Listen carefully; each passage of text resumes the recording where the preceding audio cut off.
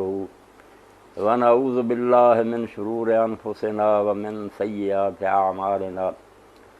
من يهده الله فلا مضل له ومن يضلل فلا هادي له واشهد ان لا اله الا الله وحده لا شريك له واشهد ان محمدا عبده ورسوله صلی اللہ تعالی علیہ وعلی آلہ وصحبہ وبارک وسلم، اما بعد، السلام علیکم ورحمۃ اللہ وبرکاتہ۔ وعلیکم السلام ورحمۃ اللہ وبرکاتہ۔ اس وقت ہمارے ساتھ معروف دینی اسکالر مولانا محمد اسحاق صاحب تشریف فرما ہیں۔ آسٹریا سے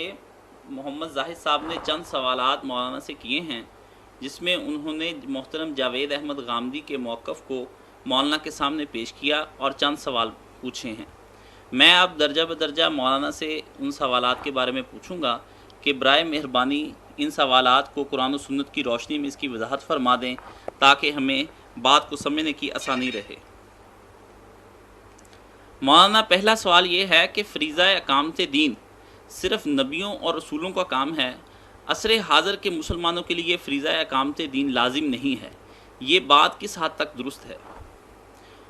اور اسی کے ساتھ متعلقہ بات یہ بھی آ جاتی ہے کہ فریضہ اقامت دین کے لیے جن آیات کو بنیاد بنایا جاتا ہے ان کا تعلق صرف نبی کے ساتھ ہے، امت مسلمہ کے ساتھ اس کا کوئی تعلق نہیں، اور رسول اللہ صلی اللہ علیہ وسلم نے اقامت دین کے فریضے کے لیے اور فریضہ اقامت دین کے رسول اللہ اور صحابہ کی جماعت کو منتخب کیا گیا۔ اس دوران اللہ تعالیٰ نے ان کی بذریعہ قرآن رہنمائی فرمائی۔ یہ احکام صرف اس وقت کے حالات کے ساتھ خاص ہیں۔ عصر حاضر کے مسلمانوں کا تعلق اب عبادات اور اخلاقیات والی آیات سے ہے۔ برائے مہربانی اس کی وضاحت فرما دیں۔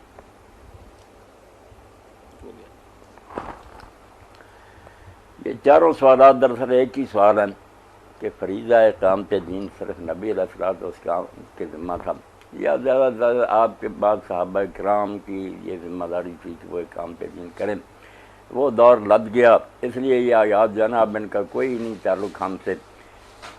بعض والے مسلمانوں کے لیے اتنا ہی کافی ہے کہ وہ اللہ کی بات کریں، اپنے اخلاق درست کریں، باقی دنیا پوری میں اسلام کو غالب کرنے اور اقامت دین کے لیے جدوجہد کرنے کی ان سے کوئی اللہ تعالیٰ نے نہیں درخواست کی اور نہ انہیں یہ حکم دیا۔ اصل میں یہ سوال یہ جو ہے نا فریضہ اقامت دین کے بارے میں، یہ اتنا معمولی اور سرسری نہیں جتنا سمجھ لیا گیا۔ اللہ پر ایمان، رسول پر ایمان اور آخرت کے دن اللہ کی عدالت میں پیشی اور اس امت مسلمہ کا ختم نبوت کے بعد آنا، یہ سب باتیں جب تک ذہن میں کلیئر نہیں ہوں گی یہ فریضہ اقامت دین کی صحیح حیثیت سمجھ میں نہیں آ سکتی۔ سب لوگ جن تک یہ میری بات پہنچ رہی ہے انہیں پتہ ہونا چاہیے کہ اللہ کی عبادت اور بندگی کا مفہوم قرآن میں یہی نہیں ہے کہ ہم سجدے رکوع کریں، اس میں یہ چیز شامل ہے کہ ہم اس کے قوانین کی اطاعت کریں، بندوں کے لیے اس میں جو حلال و حرام کے لیے اور اجتماعی اور انفرادی زندگی کے لیے جو قوانین اتارے ہیں ان میں ہم اپنی اگر مرضی کریں تو یہ بھی قرآن کی روشنی میں اپنی خواہش نفس کو الہ بنانا شرک ہے، اور اگر دوسرے قانون بنائیں معاشرہ یا حکومت اور ہم اس کی پیروی کریں تو پھر بھی ہم اللہ کی بندگی سے خارج ہو جاتے ہیں۔ یہ بدترین شرک ہے۔ حاکم الطاغوت جو ہے نا یہ بتوں کی پوجا سے کم نہیں، اس لیے جو شخص لا الہ الا اللہ کو سمجھتا ہے وہ اس سے منہ نہیں پھیر سکتا کہ ہاں ہمارے ذمہ ہے کہ ہم اپنی پوری زندگی میں انفرادی اور اجتماعی میں اللہ تعالیٰ نے جو قوانین اتارے ہیں شریعت اس کو قائم کریں، اور دین جو ہے اس کا مفہوم بھی یہ نہیں ہے کہ وہ چند عقائد اور اخلاقیات کا نام ہے، وہ پوری زندگی اللہ تعالیٰ کے قانون کے مطابق گزارنے کا نام ہے۔ اس لیے یہ کہہ دیتے ہیں نا کہ اسلام مکمل ضابطہ یاد ہے، اصطلاحوں کی بات کیا، اصطلاحات جو ہیں وہ غامدی صاحب بھی اور دوسرے لوگ بھی اس دور میں جدید الفاظ استعمال کرتے ہیں۔ دین کا جو اصل مقصد ہے کہ اللہ کو حاکم مان کر، اس کے رسول کو اس کی طرف سے پیغام پہنچانے والا سمجھ کر اور آخرت کے دن پر یقین رکھ کر اپنی پوری زندگی جس سے کوئی شعبہ خارج نہیں، ساری زندگی خواہ وہ بال بچوں میں ہم بسر کریں،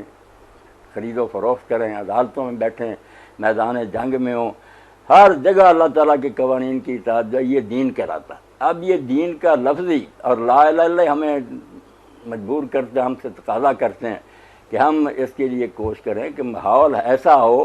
کہ بندگان خدا بلا کسی رکاوٹ کے اللہ کی اطاعت کر سکے، پوری زندگی اس کی مرضی کے مطابق گزار سکے۔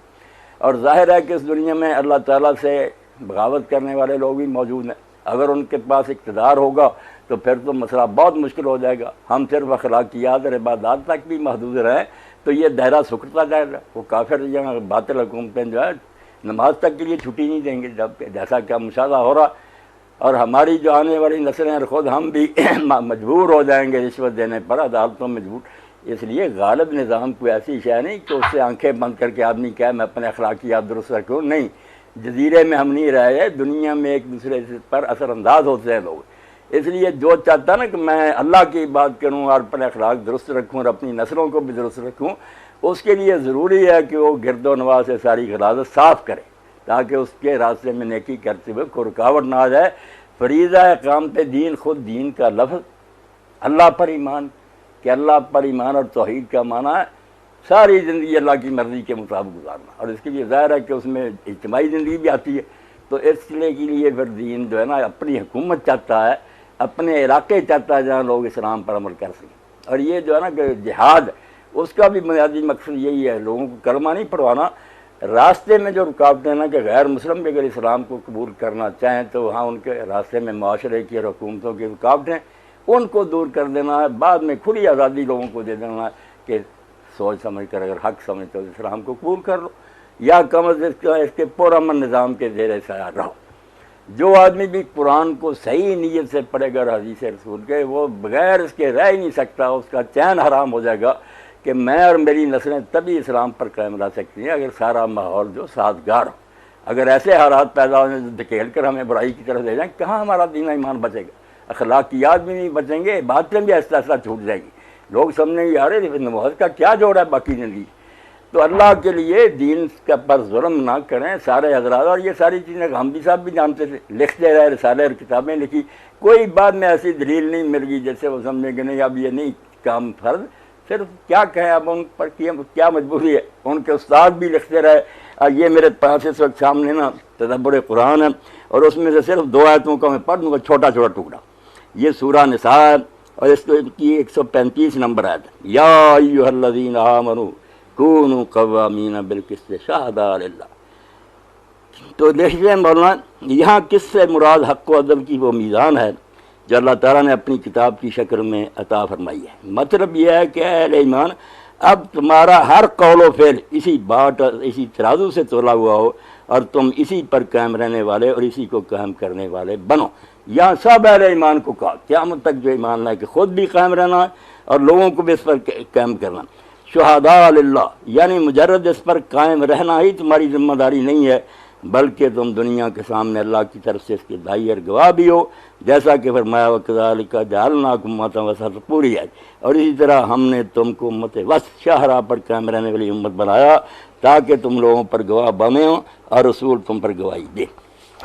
اور آگے اسی مضمون کی آیت میں لفظ تھوڑے سے فرق ہے، بات یہی ہے یا ایھا الذین آمنوا کونوا قوامین للہ شہداء بالقسط. یہ سورہ مائدہ کی 8 نمبر ہے. تو اس کے بارے میں لکھتے ہیں تھوڑے سے تغیر الفاظ کے ساتھ یہ ٹکڑا سورہ نساء کی آیت 35 میں گزر چکا ہے، وہاں اس کی وضاحت ہو چکی ہے. یہ اسی میثاق کی اجتماعی ذمہ داری واضح کی گئی ہے کہ مسلمانوں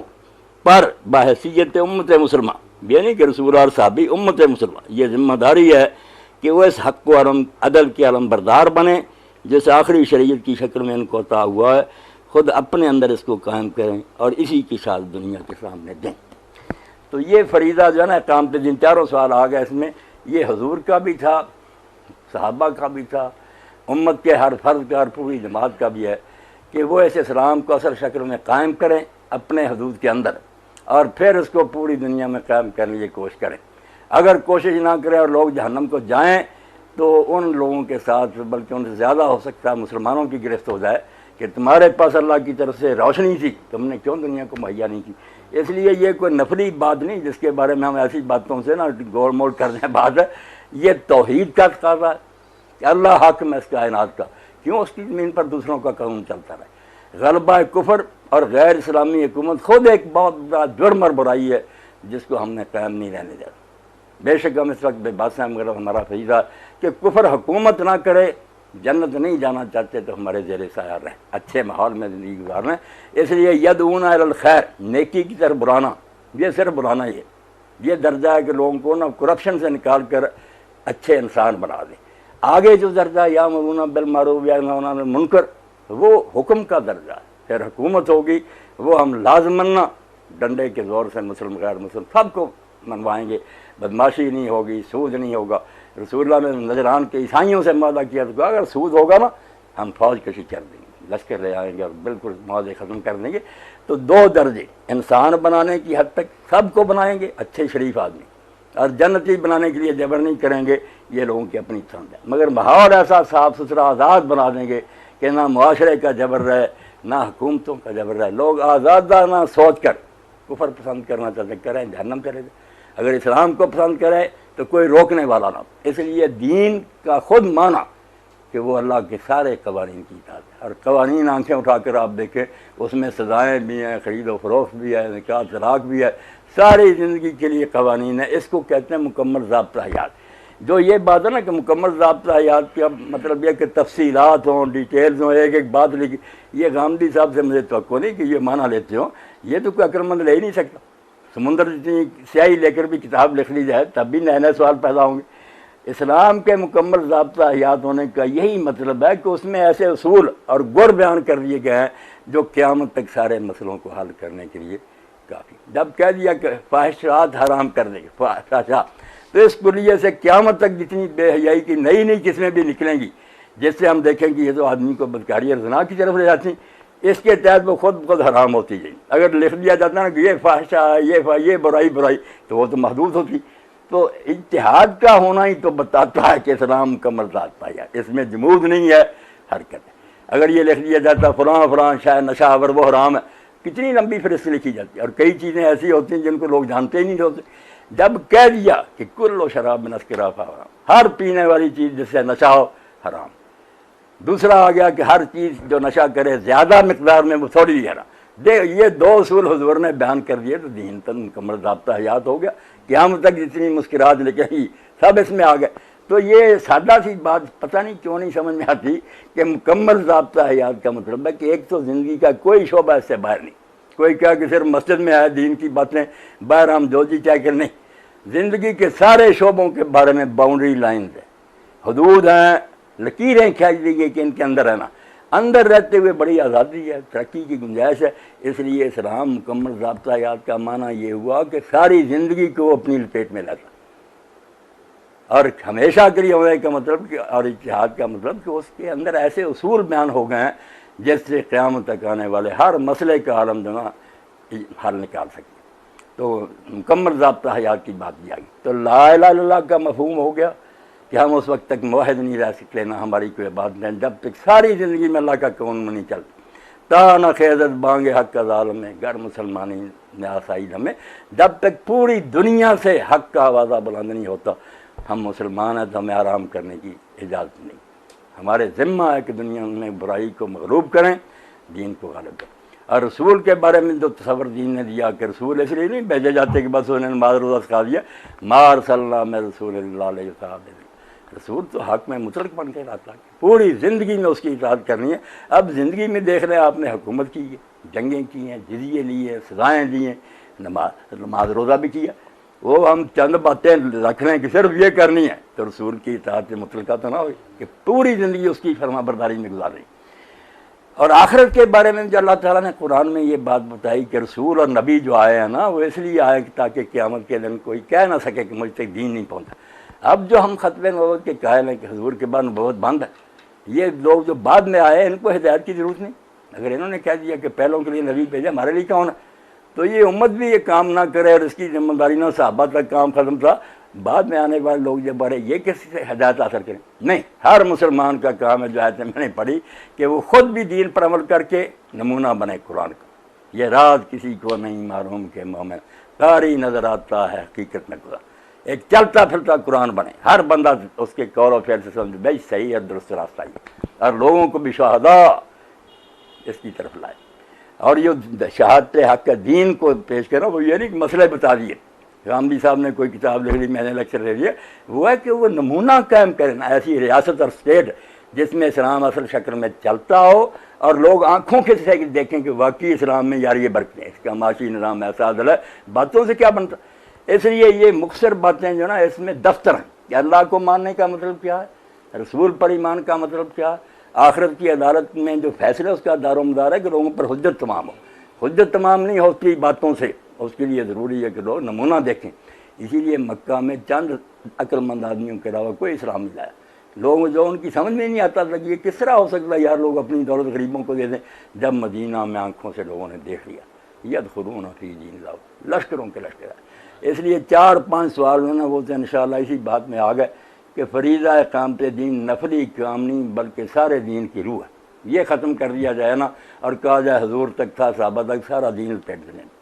میں کہتا ہوں اس سے تو دلیرانہ جو ہے نا موقف وہ بہائیوں کا، ایمانداری سے اگر یہ لوگ سمجھتے ہیں کہ قرآن آؤٹ آف ڈیٹ ہو چکا، کیوں پھر ایج پیج کی باتیں کرتے، سادہ سی بات کہنا کہ یار اس زمانے کے لیے قرآن نہیں، یہ باتیں اور اخلاق ہمارے لیے، اس کا کیا فائدہ، یہ بھی چھوڑیں، اس دور کے پرانے کو فرق کیا کہ باتیں اور اخلاق سارے مسلمان کریں اور جہاد اور فریضہ اقامت دین صحابہ ہی کریں، کہیں یہ فرق نہیں، یہ لوگوں کو خوش کرنے کی یہ بات گھڑی گئی ہے۔ اگر یہ ایسا ہی بیکار ہو چکا نا تو چھوڑیں، وہ نئی شریعت انہوں نے بھائیوں نے دے دی، لوگوں کے مطالبوں کے مطابق سود جائز کر دیا، پردہ ہٹا دیا، کرنا یہی چاہتے ہیں یہ لوگ سارے، مگر اس کے لیے ڈرتے ہیں کہ لوگ کہیں گے یار قرآن کی بیکاری نہیں، قرآن عظیم ہے فلاں فلاں، مگر کہیں گے یہی کہ اب اس دور میں کام نہیں دیتا۔ یہ اقامت دین کے بارے میں یقین جانے دل جلے سے میں نے باتیں کر دیں، کیونکہ وحید الدین خان صاحب کا بھی پڑھا ہے، غامدی صاحب کا بھی پڑھا، مگر افسوس ہے کہ ہر ایڈیشن میں لکھ دیتے ہیں کہ میں نے اب اسے رجوع کر لیا۔ بھائی رجوع ٹھیک ہے کہ آدمی کے علم میں ترقی، مگر اس طرح کی ترقی کہ پورا قرآن کو ہی بدل دیا جائے، قرآن سے پہلے کچھ ساری عمر نظر آئے، چھاپا جائے، تفسیریں لکھی جائیں، استاد امام لکھیں، فریضہ اقامت دین دعوت دین اس کا طریقہ کر، بعد میں اچانک پینترا بدل دیا جائے، یہ رجوع نہیں نہ یہ علمی کوئی نہ تبدیلی ہے۔ بالکل یہ کہنا چاہیے کہ باطن کی خرابی اللہ مجھے اور غامدی صاحب اور سب کو بچائے، اللہ سے پناہ مانگیں کہ وہ ہمارے جو شرور انفسنا سے ہمیں بچائیں۔ اللہ کو اگر ماننا ہے، رسول پر ایمان لانا، اس کا کی پیروی کرنی، تو اس میں صرف نمازیں روزے اخلاق نہیں، اس میں عدالتیں ہیں، اس میں میدان جنگ میں جہاد ہے، اس میں قانون سازی ہے۔ تو یہ 5-6 سوال اصل میں ایک ہی، اور جو یہ سوال بھی تھا کہ اسلام مکمل ضابطہ حیات ہے، وہی میں نے آپ سے عرض کی کہ ضابطہ حیات مکمل ہونے کا مطلب ہے کہ دین ہر شعبے کے بارے میں ہمیں رہنمائی دیتا ہے۔ باقی وہ رہنمائی اس طرح کی نہیں کہ ایک بات میں ہمیں ذکر دیا، اس کے 2 حصے کر دیے کہ ایک حدود ہیں آخری کہ ان کے اندر رہنا، عورتیں مرد الگ الگ رہیں، ایک دوسرے کو نہ دیکھے تاڑ تاڑ کر، ایسی چیزیں جو بدکاری کی طرح لے جاتی ہیں ان سے بچیں۔ باقی اس کے اندر رہتے ہوئے کہ لباس کس طرح کا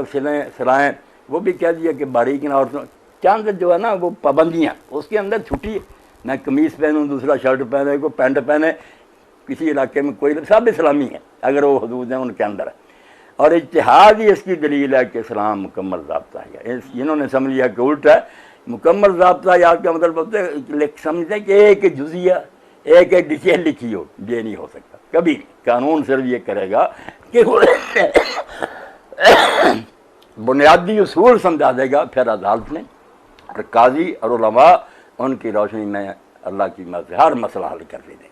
اور رسول اللہ کے بعد اگر حجت تمام کرنے کا معاملہ ختم ہو جائے، جو بعد میں امتیں پیدا ہوئی ہیں ساری قیامت کے دن کھڑی ہو جائیں گی کہ پہلوں کے لیے رسول اللہ نبی بھیجے کہ وہ قیامت کے دن بہانہ نہ کر سکے۔ اب ہمارا تو بہانہ ہے، ہمارے پاس کوئی رسول نہیں ہے، امت نے ویسے فریضہ دین چھوڑ دیا، تیری کتاب نے بتایا کہ چند باتیں اور اخلاق جو نا اس کو اپنا لو جنت میں چلے گو، وہ کام چھوڑ بیٹھے، نبی بند کر دیے، ہمارے ساتھ تو یہ ظلم ہوا۔ آپ بھی بتائیں اللہ کس منہ سے ان کو سلا دے گا؟ اس لیے امت جو ہے نبی کے بعد اس کی قائم مقام ہے، ایک مسلمان پابند ہے کہ کوئی ایسی حرکت نہ کرے جس سے کوئی غیر مسلم جنت کی طرف آنے کی بجائے بھٹک جائے، تو مسلمان ایسے کام کرتے۔ تو یہ فریضہ اقامت دین سمجھیں، وحید الدین خان کہیں جو کرے سب اللہ پناہ دے، غلط راستے پر امت کو چلا رہا ہے۔ ذمہ داری ہے ہماری، ہم بری نہیں ہو سکتے عدالت میں قیامت کی جب تک یہ ثابت نہ کر دے کہ کوئی غیر مسلم بتایا کہ ہم نے اس تک دین نہیں پہنچایا۔ اس لیے قولی شہادت، پھر عملی شہادت، اس کے بعد نا ایک نمونے کی شہادت، یہ سب چیزیں ضروری ہیں۔ اور یہ ساری باتیں استاد امام امین حسن اسرائی صاحب رحمۃ اللہ علیہ نے دعوت دین اور اس کے طریقہ کار میں بیان کر دی ہیں کہ یہ سب شہادت میں آتی ہیں کہ ایک نمونہ قائم کرے پورا۔ تو فریضہ اقامت دین سمجھ لیں یہ دین سارا ہے، یہ نہیں کہ اس کا کوئی حصہ ہے، توحید اسی میں ہے، رسول کی اطاعت اسی میں ہے، آخرت کی عدالت میں ہمارے بری ہونے کا مدار اس پر ہے، اور دین کا کوئی حصہ اس سے باہر نہیں۔ آیات اور حدیث جانوں میں کوئی یہ تقید نہیں، کہیں نہیں کہا گیا کہ حضور اور مسلمانوں تک تھا، نہیں آیتوں نے صاف کہا سورہ نساء میں کہ اے مومنو دین کو قائم کرنے والے بنو اور پوری دنیا کے سامنے اس کا اعلان کرو۔ یہ قرآن کی نصوص ہیں۔ اب ان کے اندر تبدیلی اور اس کی تخصیص کے لیے اس دور میں تھا، اس طرح میں نے کہہ دیا بھائیوں کی بات ٹھیک ہے، سارا قرآن ہی اس دور کے لیے تھا، پھر کیا بنائیں بھی اگر کوئی کمی رہ گئی ہے تو آپ کشتا اس میں اضافہ کر مولانا میں ایک کر لیں۔ مولانا ایک کوشچن ہے یہاں کہ وہ پوچھتے ہیں کہ وہ بنی اسرائیل اور بنی اسرائیل جو ہے نا وہ بل کس کا مطلب ہے کہ درمیان والی امت یعنی کہ بنی اسرائیل کی جو امت ہے نا وہ بنی اسرائیل اور کفار کے درمیان والی امت سمجھ نہیں کٹ کر آ رہی ہے۔ محترم زاہد صاحب آپ کی آواز جو ہے وہ صحیح نہیں آ رہی یہاں کٹ کٹ کر آ رہی، اس بات میں نہیں سمجھ کٹنگ میں ہے آئی۔ تو انٹرپشنز ہو رہی ہیں، تو آپ یہ کائنڈلی اپنا سوال لکھ کے بھجوا دیں اسکائپ پر، تو میں وہ اسے پڑھ کے پھر مولانا کے سامنے بتا بیان دیں۔ کر دوں گا۔ اس میں مولانا حضرت نعمان بن بشیر یہ رضی جو اللہ میں تعالیٰ نے عنہ سے باتیں کی ہیں اقامت دین کے بارے میں اور دین کے مکمل ضابطہ حیات، اس کے بارے میں اگر کوئی رہ گئی یہ بات ہے اتنا جو واضح نہیں ہو سکی، بے شک اس کو پوچھ رہے اب اس کے بارے میں کچھ بتا دیا جائے۔ ویسے میرے خیال کے مطابق بات میں نے نا کوئی ادھوری نہیں چھوڑی، بالکل سمجھا دیا کہ دین عربی میں کس کو کہتے ہیں، اللہ کو ایک ماننے کا تقاضا کیا، عبادت ہے کیا، صرف نماز روزہ یا پوری زندگی اللہ کی عبادت ہے۔ اب آپ دیکھیں اس کے ساتھ قرآن کی وہ آیتیں پڑھیں کہ جہاں آتا کہ شیطان کی عبادت نہ کرو، قیامت کے دن بھی اللہ کہے گا میں نے کہا نہیں تھا بنی آدم کی شیطان کی عبادت نہ۔ اب شیطان کی عبادت کون کرتا؟ ہر آدمی تو اس پر لعنت بھیج رہا، مگر اللہ نے کہا اللہ تعبدوا الشیطان، شیطان کی عبادت نہ کرو، تو پتہ چلا حکم ماننا۔ اگر کسی کی مرضی کے مطابق آدمی چلتا ہے تو اس کی عبادت کرتا ہے، شرک کرتا ہے۔ اس لیے جو لوگ غیر اسلامی حکومتوں میں رہتے ہیں ان کو بدلنے کی کوشش نہیں کرتے، نہ وہاں سے ہجرت ممکن ہو تو وہ بھی نہیں کرتے۔ ایسے لوگوں کو تو قرآن کہتا ہے جب فرشتوں نے ان کی جانیں قبض کی تو پھر صحابہ مکہ میں تھے کہ یہ کیا زندگی فیما کنتم، یہ کیسا اسلام تھا کہ ایک علاقے میں اسلام چل ہی نہیں رہا تم وہاں بیٹھے رہے، یہ بغیرتی کی زندگی کہ ایمان اور نظام پر رکھتے تھے، رہے دوسرے کی طرح سا۔ انہوں نے کہا کننا مستضعفین فی الارض، ہم تو اس علاقے میں بے بس تھے، فرمایا الم تکن ارض اللہ واسعۃ، زمین تنگ ہو گئی تھی، فتہاجروا، اصحاب کہف کی طرح غاروں میں چلے جاتے۔ مسلمان کہلاتے ہو، اللہ کے بندے بنتے ہو، حکم غیر اللہ کا چلتا ہے، تم سکون سے رہتے ہو کہ نماز روزہ ہو رہا ہے۔ باقی جیسے میں نے عرض کیا نماز روزہ بھی پھر نہیں بچتا، نظام تعلیم اور ذرائع جو ہوتے ہیں اور ویسا سارا معاشرہ اور حکومتیں آہستہ آہستہ لوگوں کو اس ڈھب پر لے آتی ہیں کہ جو تہجد گزار ان کی پوتیاں پھر ڈانس کرتی نظر آتی ہیں۔ اس لیے عقل کی نا آنکھیں بند نہیں کرنی چاہیے، الناس ولا دین ملوکم، ٹھیک لوگوں نے کہا کہ لوگ اسی چال پر چل پڑتے ہیں جو حکمرانوں کی ہوتی ہے۔ حکمرانی سے جو آنکھ بند کرتا نہیں حکومت جو مرضی کرتا رہا بس ہم نے دین پر چلنا، وہ ایسا ہی بیوقوف آرام کا جیسے ڈرائیور جو ہے نا وہ گاڑی لے جا رہا گنگا کو اور حاجی پیچھے بیٹھے ہوئے دعائیں کریں مکہ میں پہنچا دیں، میں مکہ کیسے پہنچیں گے؟ جو ڈرائیونگ سیٹ پر وہ تو لے جا رہا گنگا کو۔ تو خدا کے لیے نا دین کو مسخ نہ کریں، اقامت دین کے لیے لوگوں کو تیار کریں۔ اس کو ختم کرنے کے بعد اس امت کی کوئی ضرورت نہیں، اگر انہوں نے یہ کام نہیں کرنا، نہ نمونہ دینا، کیا یہ خیر امت اور امت وسط ہے؟ یہ ظلم عظیم ہے جو اسلام پر ہو رہا، چھوٹی تبدیلی نہیں، ایک ایسی تبدیلی پورا دین اس میں نہ برباد ہو جائے گا۔ مسلمان جو ذلیل ہونے پر مطمئن ہو جائیں گے، جوتے کھاتے رہیں گے، کافروں کے زیر سایہ رہیں گے، اور یہ کہیں گے اقبال کی زبان میں ملا کو جو ہے ہند میں سجدے کی اجازت، نادان یہ سمجھتا ہے سلام ہے آزاد، توبہ توبہ توبہ۔ اور ان میں سے کوئی بات میرے علم کے مطابق ایسی نہیں، غامدی صاحب کا میں نے لٹریچر پڑھا، اللہ نے سلامت رکھے، وہ سب باتیں جانتے ہیں، اس کو انہوں نے پورے زور سے بیان کیا اپنی کتابوں میں، مگر بعد میں تبدیلی کر دیں۔ تبدیلی کوئی جلیل نہیں ہوتی، وقت کے ساتھ ساتھ بدلتے جاتے کہ لوگ اس طرح خوش ہوتے ہیں، حکومتیں خوش ہوتی ہیں، تو یہ باتیں نہیں درست۔ اللہ ہمیں بھی ان کو بھی شرور نفس سے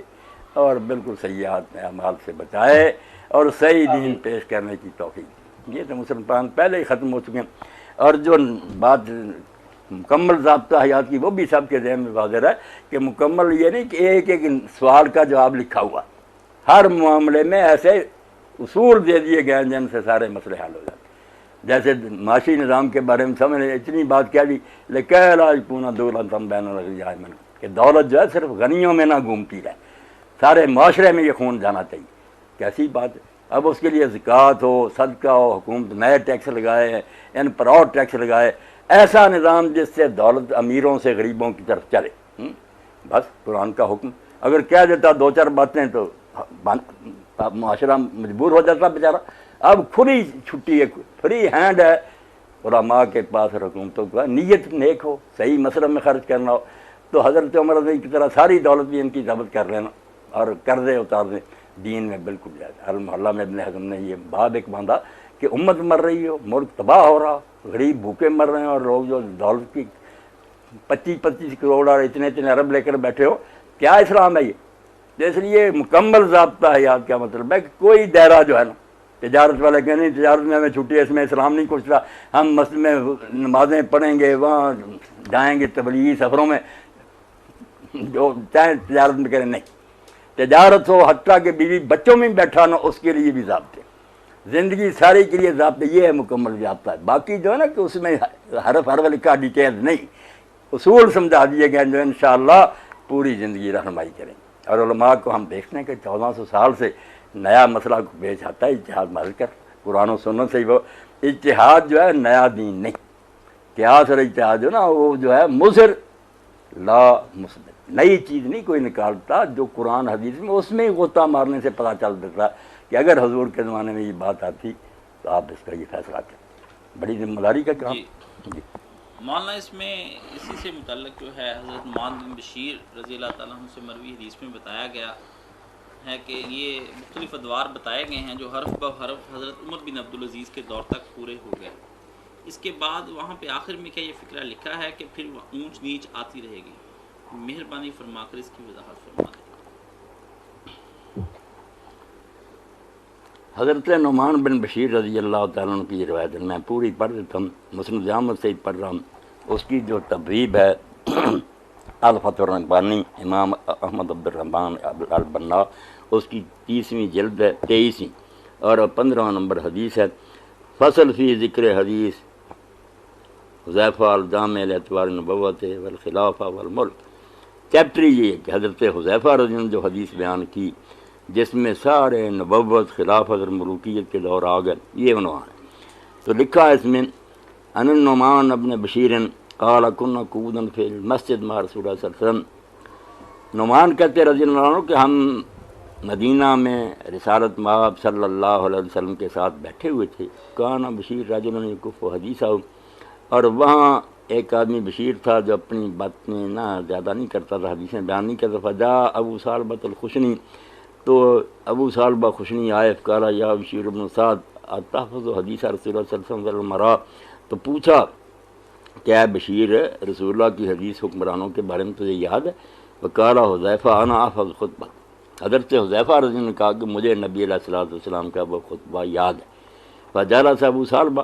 تو ابو ثعلبہ جو ہے وہ پھر بیٹھ گیا پاس ہی کہ بتاؤ پھر۔ فقال حذیفہ قال رسول اللہ صلی اللہ علیہ وسلم تکون النبوۃ فیکم ما شاء اللہ ان تکون، حضرت حذیفہ رضی اللہ عنہ نے کہا کہ رسول اللہ صلی اللہ علیہ وسلم نے فرمایا کہ نبوت رہے گی تم میں جب تک اللہ چاہے گا، ثم یرفع اذا شاء یرفع، جب اٹھانا چاہے گا پھر وہ دور جاتا رہے گا،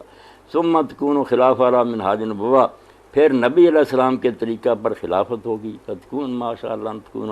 پھر رسول جب تک اللہ چاہے گا رہے گی وہ خلافت، ثم یرفع اذا شاء اللہ یرفع، پھر جب اللہ چاہے گا اس کو اٹھا لے گا، ثم تکون ملکا عاضا، پھر ایسی بادشاہت آئے گی جس سے رعایا پر بہت ظلم اور زیادتی ہوگی، گویا کہ جیسے دانتوں سے چبایا جاتا نا کسی طرح، اس طرح امت کو کچل ڈالا جائے گا۔ فیکون ما شاء اللہ یکون ثم یرفع اذا شاء یرفع، تو جب تک اللہ چاہے گا پھر اٹھا لے گا اللہ اس کو، ثم تکون ملکا جبریہ، پھر جبر کی ڈکٹیٹرشپ کی حکومت آ جائے گی، فتکون ما شاء اللہ تکون، جب تک اللہ چاہے گا رہے گی، ثم یرفع اذا شاء یرفع، پھر اللہ اٹھا لے گا، ثم تکون خلافت علی منہاج نبوہ، پھر نبوت کی طرز پر خلافت ہوگی، ثم سکت، پھر آپ چپ رہے، پھر اونچ نیچ کی کوئی بات نہیں، یہاں بالکل پتہ نہیں کس نسخے میں انہوں نے پڑھا، ورنہ صحیحہ جو علامہ البانی کی اس میں بھی پہلی جلد میں روایت ہے، وہاں صرف اتنا کہ 5 دور بیان کر کے پھر آپ خاموش رہے، بعد کا کچھ نہیں بتایا، اونچ نیچ ہوگی یا کیا ہوگا یا کیا نہیں، اونچ نیچ کا ذکر یہاں کوئی نہیں۔ باقی اس روایت کے بارے میں ٹھیک ہے علامہ صاحب نے بھی اس کو کہہ دیا کم از کم حسن بنتی ہے، لوگ بھی قبول کر لیتے ہیں، ہمیں بھی کوئی اعتراض نہیں، مگر اس میں ایک راوی ہے داؤد ابن ابراہیم الواسی، جس کو نا کچھ لوگوں نے ثقہ بھی کہا، مگر امام بخاری جو ہے نا امیر المومنین فی الحدیث، وہ کہتے تھے کہ فیہ نظر، اور ان کی رائے میں نا جس کے بارے میں کہیں کہ فیہ نظر، یہ قابل اعتراض آدمی ہے، انہوں نے کہا میں ذرا غیبت سے بچتے ہوئے نرم لفظ بیان کروں، ورنہ اس قابل نہیں ہوتا کہ اس کی کوئی روایت لی جائے۔ کچھ لوگوں نے ابن حبان وغیرہ نے ثقہ بھی کہہ دیا، تو حسن ہے تو کوئی بات نہیں، مگر اس کے بعد یہ کوئی نہیں آتا کہ آپ نے اونچ نیچ ہوگی، نہیں، 5 دور بیان کر کے چپ رہے۔ تو حبیب یہ بیان کرتا ہے راوی، فلما قام عمر بن عبدالعزیز وکان یزید بن نعمان بشیر فی صحابتی، کہ جب عمر بن عبدالعزیز حکومت پڑھائے رحمۃ اللہ علیہ، تو نعمان بن بشیر کا بیٹا یزید ان کے ساتھ ہوتا تھا، فکتبت علیہ بہذا الحدیث، تو حبیب کہتا کہ میں نے یہ روایت لکھ کر اس کو بھیجی، اذکرہ یا اسے یہ یاد دلائی، تو کل تو لینی ارجو ان کون امیر المومنین یعنی عمر بن عبدالعزیز بعد الملک لاز الجبریہ، تو میں نے اس کو یزید بن نعمان کو کہا کہ مجھے امید ہے کہ یہ امیر المومنین عمر بن عبدالعزیز ہی ملک عزوز الجبریت کے بعد وہ خلیفہ راشد، فادخلا کتابی علی عمر بن عبدالعزیز، تو میری کتاب عمر بن عبدالعزیز کی پیش کی گئی، یا فادخلا کتابی پڑھ سکتے ہیں کہ اس نے یزید بن نعمان نے پیش کی، فسر بھی، تو وہ خوش ہوئے، وعجبوا، اور ان کو یہ بات اچھی لگی۔ اس پر علامہ البانی صاحب اپنا تبصرہ کرتے ہیں کہ عمر بن عبدالعزیز کو اگر یہ بات انہوں نے کہی اور ان کو بھی اچھی لگی اور انہوں نے اس کو پسند کیا،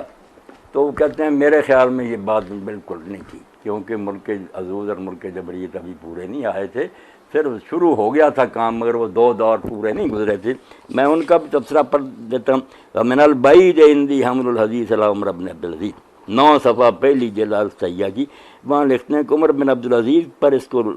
چسپاں کرنا میرے خیال میں بعید ہے، بہت دور کی بات ہے، لِأَنَّ خِلَافَتَهُ كَانَتْ قَرِيبَةَ الْعَهْدِ بِالْخِلَافَةِ الرَّاشِدَةِ، کیونکہ ان کی خلافت خلافت راشدہ کے بالکل قریب زمانے میں ہوئی ہے، وَلَمْ تَكُنْ بَعْدُ مُلْكَانِ، اور 2 ملوکیتیں جو نا ملک عاد و ملک جبریہ، ملک ناز و ملک جبریہ، واللہ اعلم، وہ کہتے ہیں ابھی وہ نہیں ہوئے تھے، اس لیے ان کا دور نہیں، یہ دور بعد میں کہیں آئے گا، اب وہ دور چل رہے ہیں ملک عاد کا اور ملک جبریت کا، ان کا درمیان میں وقفہ آ گیا، ٹھیک ہے بسم اللہ، وہ بھی اچھا دور تھا، مگر یہ حدیث پاک وہ کہتے ہیں کہ نہیں، یہ لمبی بات ہے کہ ملک عزوز بھی ہوگا، ملک جبریت بھی ہوگا، پھر کبھی خلافت راشدہ آئے گی، اور وہ وہی ہے جو مسند احمد میں سب جگہ کہ حضرت فاطمہ رضی اللہ عنہ کی اولاد سے ایک شخص ہوگا، محمد اس کا نام ہوگا، رسول اللہ کے خاندان سے ہوگا، اس کی پیش گوئیاں کی جو شیعہ سنی سارے مسلمان مانتے ہیں کہ وہ امام المہدی اس کو کہیں گے، ہدایت یافتہ لیڈر، اس کے دور میں پھر یہ آئے گا کہ یم اللہ رضا قسطم عدلہ، ساری زمین کو عدل و انصاف سے بھر دے گا، جبکہ پہلے ظلم سے بری ہوگی، اس وقت ہم یہ 2 زمانے بھگتتے ہی رہیں گے، ملکن عاد کاٹ کھانے والی بادشاہ اور ملکن جبریہ کہ جبر و استبداد کی۔ اللہ مولانا صاحب ایک سوال اور ہے کہ سورہ توبہ میں جو مشرکین مکہ کو قتل کرنے کا حکم ہے اس کی وضاحت کر دیں، کیونکہ کچھ لوگوں نے آج کل اس آیت کو استعمال کر کے مشرکین کو قتل کرنے کے عمل کو حق بجانب سمجھتے ہیں، جیسا کہ غامدی صاحب نے اپنی تفسیر البیان میں سورہ توبہ کی آیات کا ترجمہ لفظ ان لگا کر خاص اس وقت کے مشرکین کے ساتھ جوڑ دیا ہے۔ جب میں نے پوچھا ان کس کا ترجمہ ہے تو کہنے لگے کہ الف لام کا، ازراہ کرم وضاحت فرما دیں۔ دوسرا سوال اسی سے متعلقہ ہے کہ نبی کے اہتمام حجت کی وضاحت کر دیں، اور اگر قرآن میں اہتمام حجت کے بعد مشرکین کو یہ کہہ دیا گیا کہ تمہارے پاس اتنی مدت ہے کہ اسلام لے آؤ یا قتل کے لیے تیار ہو جاؤ، تو ایک طرف تو قرآن کہتا ہے کہ لا اکراہ فی الدین، یعنی دین میں کوئی جبر نہیں، تو پھر کیا قتل کی دھمکی دینا اور اس طرح انہیں اسلام میں داخل کرنا جبر نہیں؟ اور کفار کا یہ کہنا کہ اسلام تلوار کے ذریعے پھیلا، کہ یہ بات صحیح نہیں لگتی؟ وضاحت فرما دیں۔ یہ بہت اہم سوال ہے، کیونکہ یہ قرآن مجید کی تفسیر سے متعلق سورہ توبہ کی آیات کے بہت سے لوگوں نے تو یہی سمجھ لیا کہ مشرکین عرب جو تھے بالخصوص قریش، ان کے لیے یہ 2 ہی آپشن رہ گئے تھے، اتمام حجت کے بعد یا اسلام لائیں یا قتل کر دیں، اس کے لیے انہیں مہلت دی گئی تھوڑی سی کہ سوچ سمجھ لو، بس 2 ہی راستے۔ اس پر واقعی وہ سوال پیدا ہوتے ہیں کہ ایمان جو ہے وہ تلوار سے لوگوں سے منوایا جاتا، اور جو آدمی تلوار اپنی گردن پر دیکھ کر ایمان لائے گا وہ ایمان ہوگا، اس نے تو دل سے مانا ہی، زبان سے اگر اس نے کہہ دیا تو ویسے ہی جیسے ہمیں حکم ہے کہ کسی اگر کفر کے علاقے میں پھنس جائیں اور جان بچانے کے لیے الا من اکرہ وقلبہ مطمئن بالایمان، ایمان جو ہے وہ دل اس پر ٹکا ہوا، زبان سے کلمہ کفر کہہ دیں تو جان بچا لیں، وہ کلمہ کفر جیسا ہمارا جو ہے اس کو اسلام نے کفر نہیں مانا جان بچانے کے لیے، کیونکہ ہمارے اندر ایمان ہے۔ اسی طرح جب کافروں کے اندر کفر ہے کہ اسلام نہیں سچا، تلوار سے ڈر کر وہ کہہ دیں گے لا الہ تو ایمان ہو جائے گا پہلا سے۔ یہ تشریح جو کرتے آئے ہیں مفسر اور یہ کہتے ہیں تمام حجت کے بعد یہی ہے، باقی رہ گئی کن لوگوں کے لیے؟ غامدی صاحب کہتے ہیں صرف ان کے لیے ہے جو اس علاقے کے، میں بھی اسی کا قائل ہوں، یہ ساری دنیا کے لیے جو کہتے ہیں نا فتوے دیے بعض اماموں نے، شافعی ہیں حنبلی، کہ مشرکوں سے جزیہ لیا ہی نہیں جا سکتا، کہ جو مشرک قوم میں نا ہندو بدھ وغیرہ، ان کے سامنے وہی بات ہے کہ اسلام لاؤ ورنہ قتل، کم از کم ہونا اہل کتاب ہو جو، ورنہ ہم نہیں چھوڑیں گے۔ کچھ کہتے ہیں نہیں عرب کے لوگوں کے لیے صرف یہ تھا، کچھ نے کہا امام والک وغیرہ نہیں کہ عرب کے لیے بھی گنجائش تھی کہ اسلام لے آئے یا جزیہ دیں یا اسلام لائیں یا پھر جزیہ دیں، ورنہ آخری صورت تو قتل ہی تھی۔ تو وہ مانتے ہیں کہ وہ بھی اگر جزیہ دے دیتے غیر مسلم رہ سکتے تھے، ان کی بات درست ہے۔ یہ زبردست صرف کلمہ ہی پڑھوانا یہ نہیں کہ کلمہ پڑھ لو بسم اللہ ہمارے بھائی بن جاؤ، نہیں اگر کلمہ پڑھتے ریت بن جاؤ، امن سے راہ پر مدد پر قیام، یہ کوئی ان کا حق ختم نہیں ہوا تھا۔ ان آیتوں کے ساتھ جو ہے نا ظلم عظیم، اور جیسے یہ سوال پیدا ہوتے ہیں کہ جبر سے اسلام ان سے قبول کروایا گیا ہے، اور بعد میں جو فتنے پیدا ان کی بھی پھر یہی توضیح کریں کہ جب یار اسلام لائے نہیں تھے تو حضرت ابوبکر کے زمانے میں زیادہ ڈھیل ملی انہیں تو پھر اسلام سے پھر گیا، تو پھرنا ہی تھا جب وہ دل سے اسلام نہیں لائے۔ یہ بہت اسلام کو ایک ایسے اعتراض کے نیچے لایا نانا کہ جس کا کوئی حل نہیں۔ تو غامدی صاحب بھی اصل بات تک نہیں پہنچے،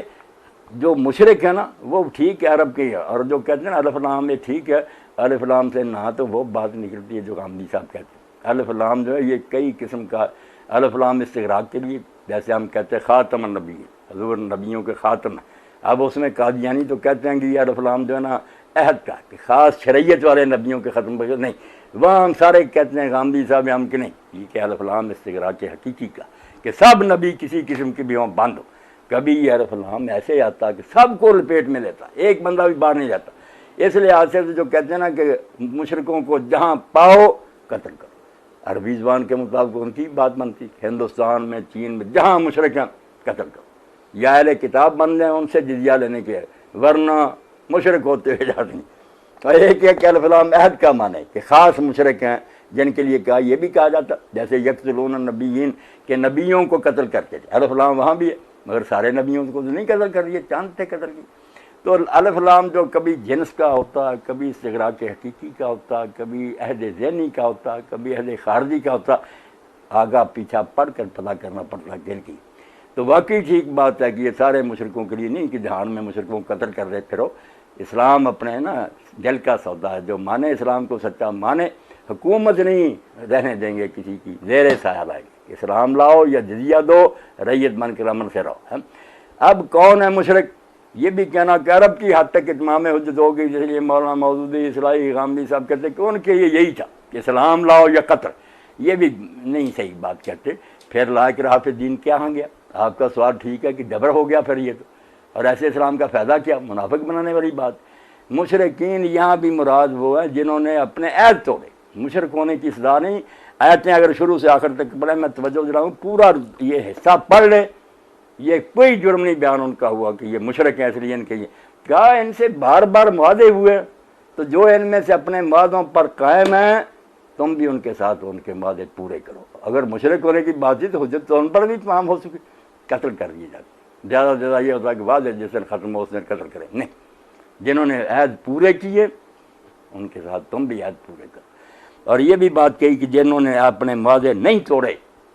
اور ان پر قائم رہنے ان کے ساتھ اچھا سلوک کرو۔ اس لیے یہ عادات نا خدا کے لیے سارے مسلمان ان کو پڑھیں، یہ صرف ان مشرکوں کے بارے میں جو بار بار عہد کر کے خلاف ورزی کرتے، جن کا اللہ نے کہا نہ یہ وعدے کے پابند ہیں نہ رشتہ داری کا لحاظ کرتے، اتنے موقع انہیں دیے گئے ہیں، اس لیے یہ بغل کے سانپ ہیں۔ انہوں نے کہا اب بار بار ہم دھوکہ کھاتے جائیں، بیوقوف ہے کہ ایک بل میں ہاتھ ڈالیں بار بار، جب اتنے وعدے ہوئے تم نے توڑے، اب اتنے مہینوں کی مہلت ہے. جو کہا نا کہ اسلام لے آؤ، یہ مجبوری نہیں، خوشی کی بات ہے کہ جو اپنی مرضی سے مسلمان ہو جائے گا وہ ہمارے برابر کے حقوق ہے. جو نہ اسلام لائے مگر یہ معاہدے وغیرہ نہ توڑے اس کو بھی کوئی اصلاح نہیں. جو معاہدے توڑے گا، بار بار معاہدے توڑنے والوں سے کیوں نہ معاہدہ کیا جائے؟ یہ ساری دنیا کرتی ہے، عقل مندی کی بات. تو میں یہ الفاظ پڑھ دوں، یہ اعلان صرف ان لوگوں کے متعلق تھا جو بار بار عہد کر کے خلاف ورزی کرتے تھے،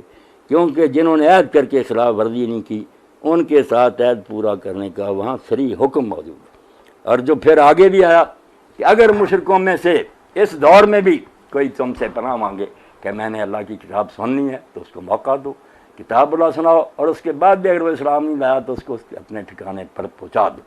کیوں مہلت دینی تھی جب اتمام حجت ہی ہو چکا تھا؟ اب نیا قرآن اس نے کیا سننا تھا؟ اور اتمام حجت کا فیصلہ کون کرے؟ کہ اب پڑھے لکھے اور اب بیچارے عوام اور عورتیں کون جانتا کہ وہ سارے سمجھ چکے تھے دین بھر. یہ اتمام حجت کی باتیں کوئی نہیں، معاہدے توڑنے کی ذات تھی کہ یہ بار بار جو تم نے معاہدے توڑے ہیں، اب کس منہ سے کہتے ہو کہ تمہارے ساتھ کوئی نیا معاہدہ کیا؟ 3-4 رکوع پڑھ لے، اگر ان مشرکوں کا کوئی جرم معاہدے توڑنے کے خلاف سوا ہوگا مجھے دکھائیں. یہ عرب کے مشرکوں کے لیے اور صرف ان کے لیے، ان قبیلوں کے لیے جو عہد شکن تھے، ان کے معاہدوں کا کوئی اعتبار نہیں رہا. یہ ایک اصل قصہ، ورنہ اور کوئی بات نہیں.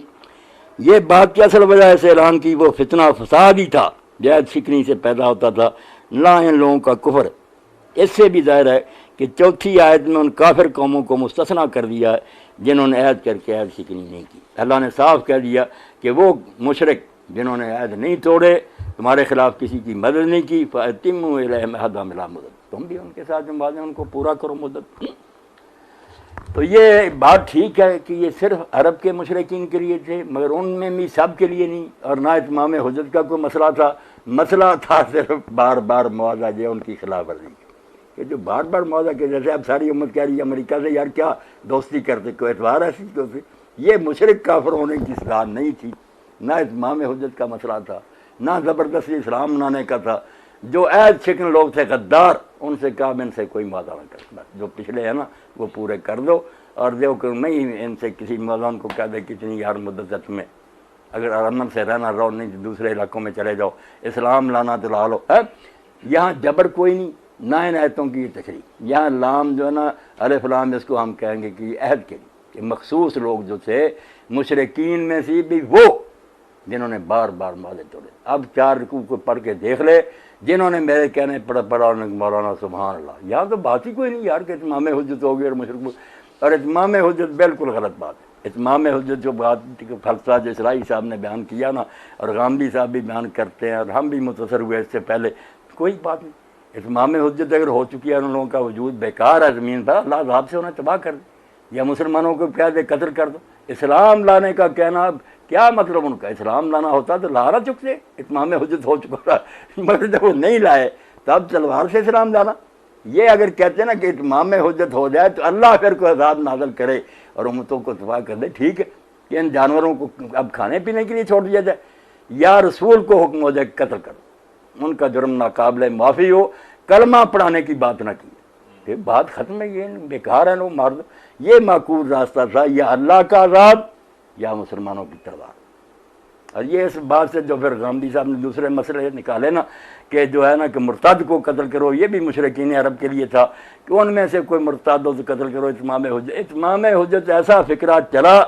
کہ وہ مرتدوں کا قانون بھی وہاں تک رہ گیا، حالانکہ وہ بھی یہ بات نہیں تھی کہ اتمام حجت ہو چکا. وہ بھی بات یہ ہے کہ اسلامی حکومت میں رہتے ہوئے جو شخص اسلام لاتا ہے، مرتد کی سزا یا دوسری سزائیں صاحب ہم جانتے ہیں کہ دارالاسلام کریں، کفر کے علاقے میں کوئی مسلمان ہو پھر کافر ہو جائے کوئی سزا نہیں دیں گے. مسلمان حکومت کے اندر رہتا ہے اور وہاں اسلام لائے اور پھر مرتد ہو اس کو قتل کرے. اگر صرف ارتداد کی سزا ہوتی تو ہمیں حکم جاؤ ان کے علاقوں میں گھس کر دہشت گردی کرو گے، نہیں. ارتداد کی سزا اسلامی حکومت کے کیوں ہے؟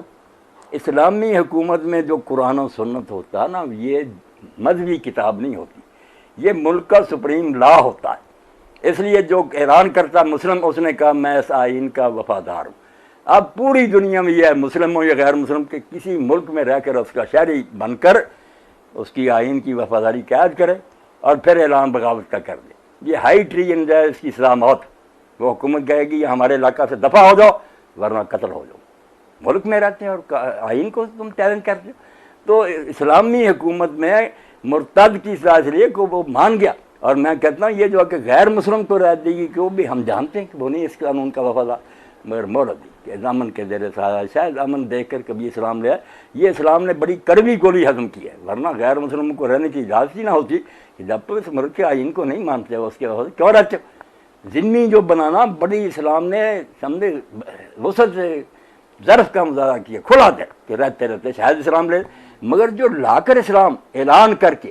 بالکل ایسے جیسے شخص کوئی فوج میں بھرتی نہ الگ بات ہو کر ضابطہ توڑے اور نکل جائے, اس مفرور کو فوج نہیں کرتے ہوگی. کیونکہ اگر یہ کھلی اجازت دے دیجیے کہ روز اعلان لوگ کریں کہ ہم اس ملک کے آئین کو مانتے ہیں, دوسرے دن بغاوت کرتے رہیں, کوئی ریاست قائم رہ سکی. اس لیے یہ بھی کوئی نہیں تھا کہ عرب کے مشرقوں کے لیے تھا اتمام حجت کا کوئی مسئلہ نہیں. یہ ہے کہ انتظامی مسئلہ ہے کہ کوئی معاشرہ اور ریاست قائم نہیں رہ سکتی اگر اس کے اجزاء جو ہے نا روز بکھرتے رہیں, آئین کو توڑتے رہیں. اسی طرح یہ کہہ دیا کہ وارث جو حضور نے فرمایا کہ کافر جو ہے مسلمان کا وارث نہیں, مسلمان کافر کا نہیں, یہ بھی مشرکین عرب کے لیے ان سے اللہ نے رشتہ توڑ دیا. یہ ساری باتیں ایک غلط مسئلے سے پیدا ہوگی. عرب کے مشرکوں نے یہ کوئی الگ قانون نہیں. ان میں سے جو بے ایمان وعدے توڑتے تھے ان غداروں کے لیے یہ باتیں آئیں کہ یہ اب سوچ رہے کہ یا اسلام لائیں یا ملک چھوڑ دیں یا پھر وعدہ نہیں اپنائے سر سے ہوگا, کیا اعتبار کریں تم.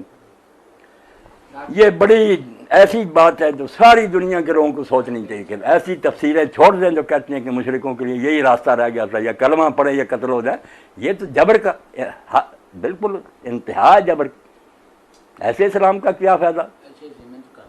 کر لو جو سوال کر. مولانا ڈاکٹر اسرار صاحب کہتے تھے کہ اس کا پہلا اور سورہ توبہ کا تیسرا رکوع یہ دراصل آپس میں ایک دوسرے کے ساتھ جڑے ہوئے ہیں اور دوسرا اور چوتھا رکوع آپس میں جڑے ہوئے ہیں. اس سلسلے میں ان کی یہ بات کس حد تک درست ہے؟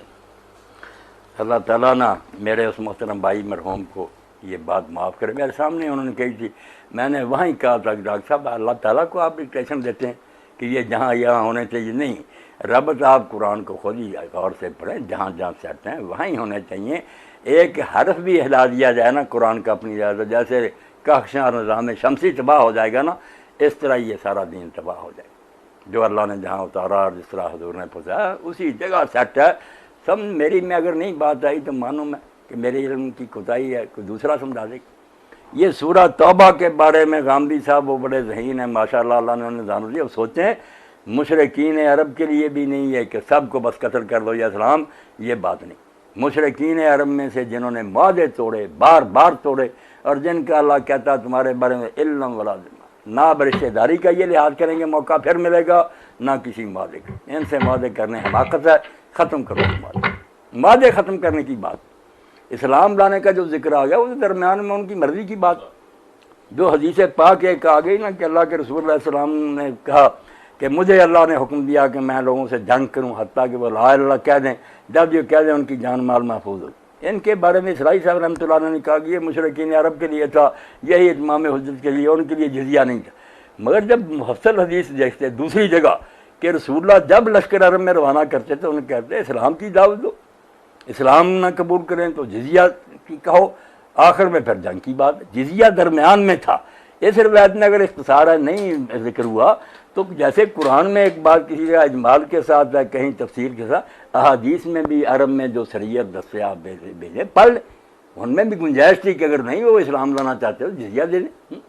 تو یہ جو کہنا نا کہ نہیں عرب پر اتمام حجت ہو گئی تھی اس لیے ان کی یہی سزا کہ بس اسلام لائیں پھر ختم کرو. اگر اتمام حجت ہو چکی نا تو اب زبردستی نہ کلمہ پڑھاؤ ختم کرو. یہ ان کے جرم کی سزا اگر یہی مناسب ہے ختم, مسلمانوں کی تلوار ختم کرے یا پہلی امتوں کی طرح لا کا عذاب ختم کرے. اتمام حجت میں یہ بات تو معقول ہوگی, مگر یہ کہ اتمام حجت ہوگا وہ کلمہ نہیں اس نے پڑھا, نہ پڑھنا چاہتا آپ تلوار رکھ لیتے پڑھو. یہ آپ ہی فیصلہ کریں, اللہ کو یہ ایمان مطلوب ہے, اس ایمان کا فائدہ کیا ہوگا, نہ یہاں کوئی کام آئے گا, منافق رہے گا, آخرت میں دوزخ میں جائے گا. جی مولانا صاحب, زاہد صاحب پوچھتے ہیں کہ مسکونہ اور غیر مسکونہ کی وضاحت فرما دیں. ہاں, زاہد صاحب کا یہ سوال ہے. میں نے جب بیان کیا تھا پردے کے مسائل میں کہ گھر کا پردہ جو ہے نا یہ میری بھی کوئی نہیں دریافت کہ مجھے یہ پتہ چلا، مولانا نور شاہ رحمۃ اللہ علیہ نے فیض الباری نے اس کو بیان کیا، مولانا حمید بن اسرائی کے استاد شاگرد تھے مولانا اسرائی صاحب، انہوں نے بہت صحیح بات سوچی کہ جہاں بات آتی نا کہ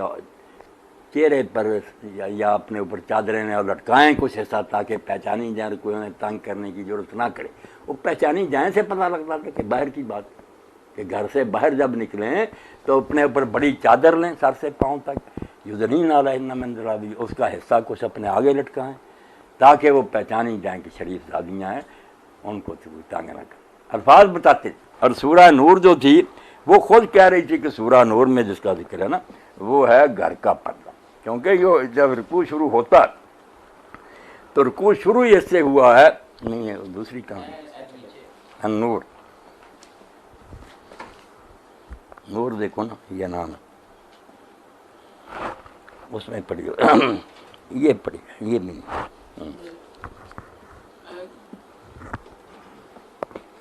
اللہ اکبر،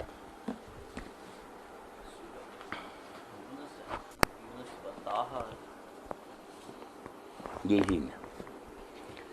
اللہ اکبر۔ ارے آدمی صاف دل سے قرآن کو پڑھے